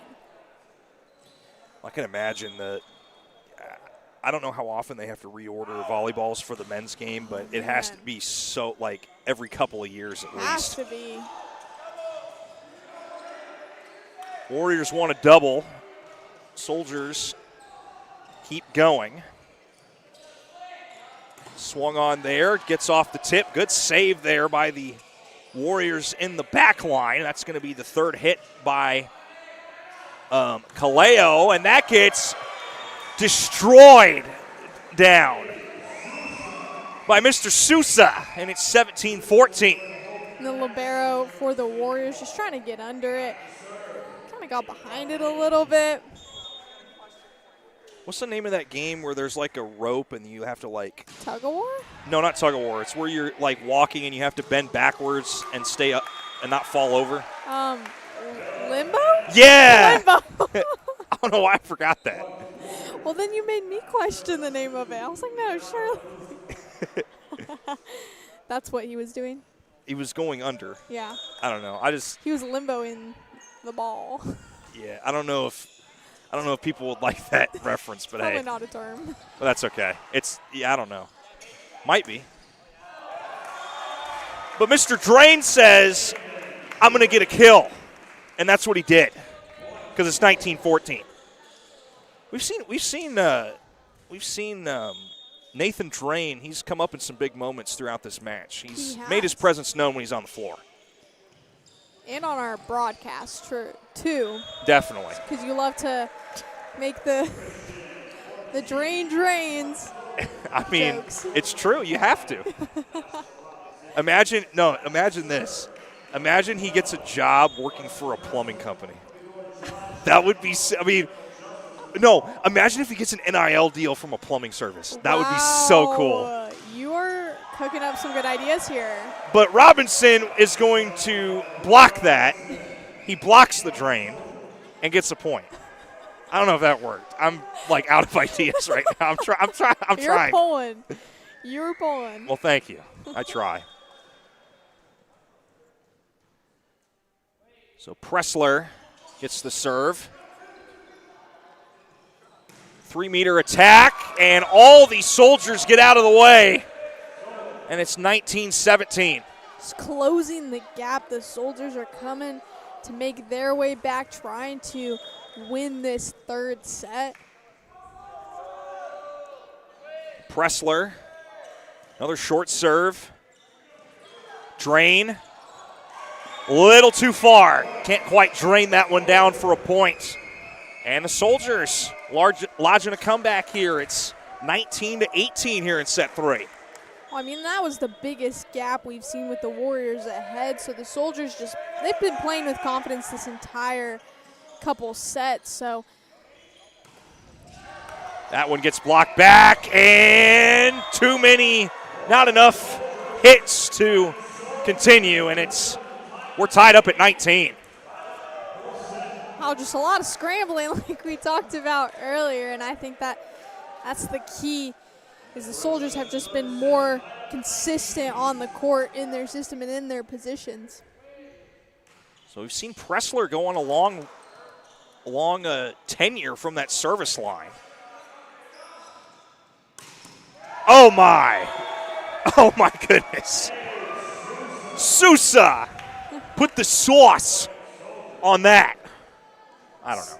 And Sousa committed to Hope International University and NAIA, and just showing his ability on the court here today.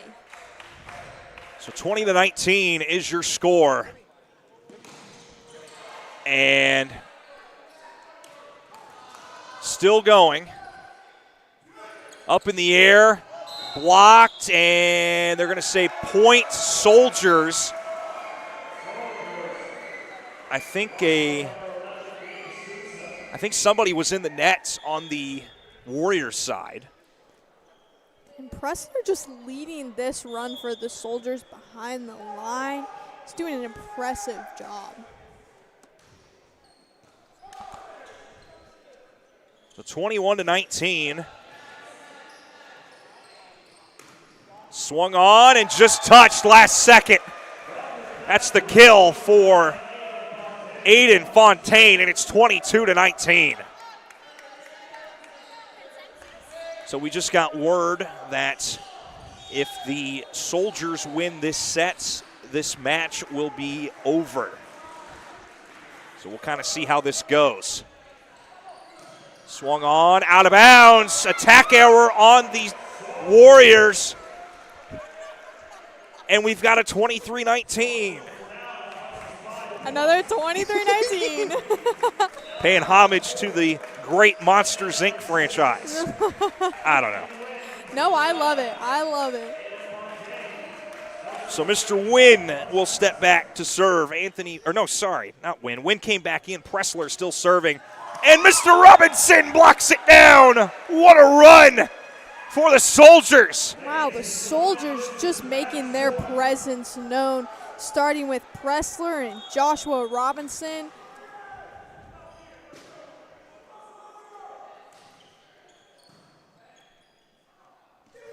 (24-19), and that'll go down for Drain. So they live to see another day here in this set, do the Warriors. 24-20 here in set 3. So set point, match point, number 2 here for the Soldiers. Short serve. Pushed up in the air, 3-meter attack by Wynn, and it gets blocked. I'm impressed. I don't know how tall Wynn stands, but he's got more bunnies in his hop than I'll ever have in my lifetime. Yeah, you're right. Dang, why'd you have to agree so quickly? I don't know. I've never seen you jump. It's not pretty, but that's okay. I've seen you sprint to the floor. Haven't seen the jump yet. Oh, what a save by Pressler, but not enough oomph there by Wynn. Well, the Warriors just fighting till the very end, trying to close the gap and make a comeback. So the Warriors on a deep run here, 3-0 run. Soldiers swung on, and that'll do it. You had that, Cecily. It went right by you. It's right in front of my face. But nonetheless, the final kill of the match gets credit to Christian Ortiz out of Innovation High School, and that is how the match will end. Final score here in set 3, the Soldiers 25 and the Warriors 22. And they take the match 3-0 here in the first ever Cure All-Stars volleyball match for the boys. Again, we saw some great volleyball between these two squads and in the girls' game. And Cecily, any final thoughts on today? We've seen some good action today.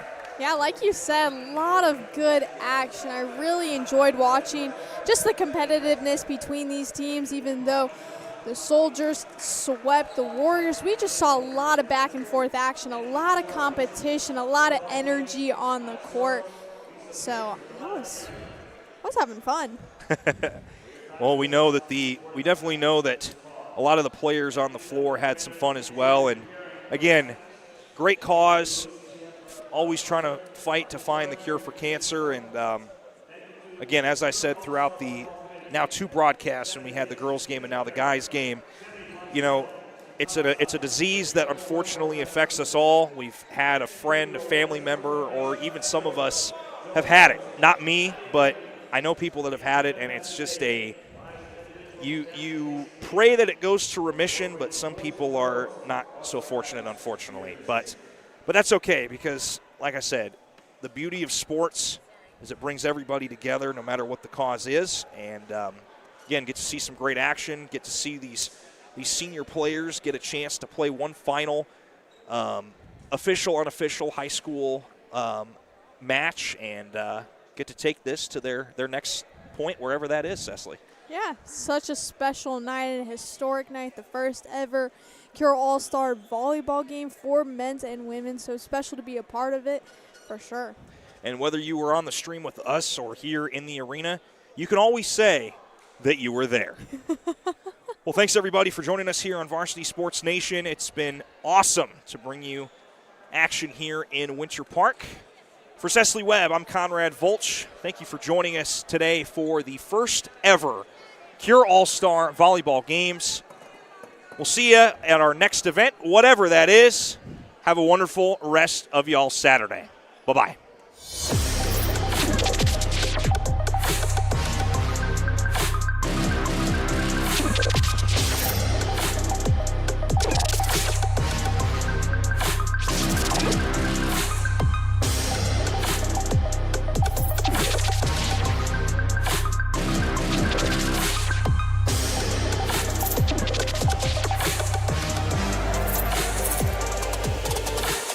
Varsity Sports Nation. Unleash the champion within. I've always been a baseball fan. I grew up playing ball, and I still love playing today. As I got older, I found out that both of my hips had severe arthritis, and I was facing 2 hip replacements. I've had a fear that I would never be able to play ball again. I looked at Dr. Rust, his interest in sports. I said to myself, that's the man I want to see. Orlando Health turned my life around, enabled me to do what I've always enjoyed most, and that's to get out and play ball.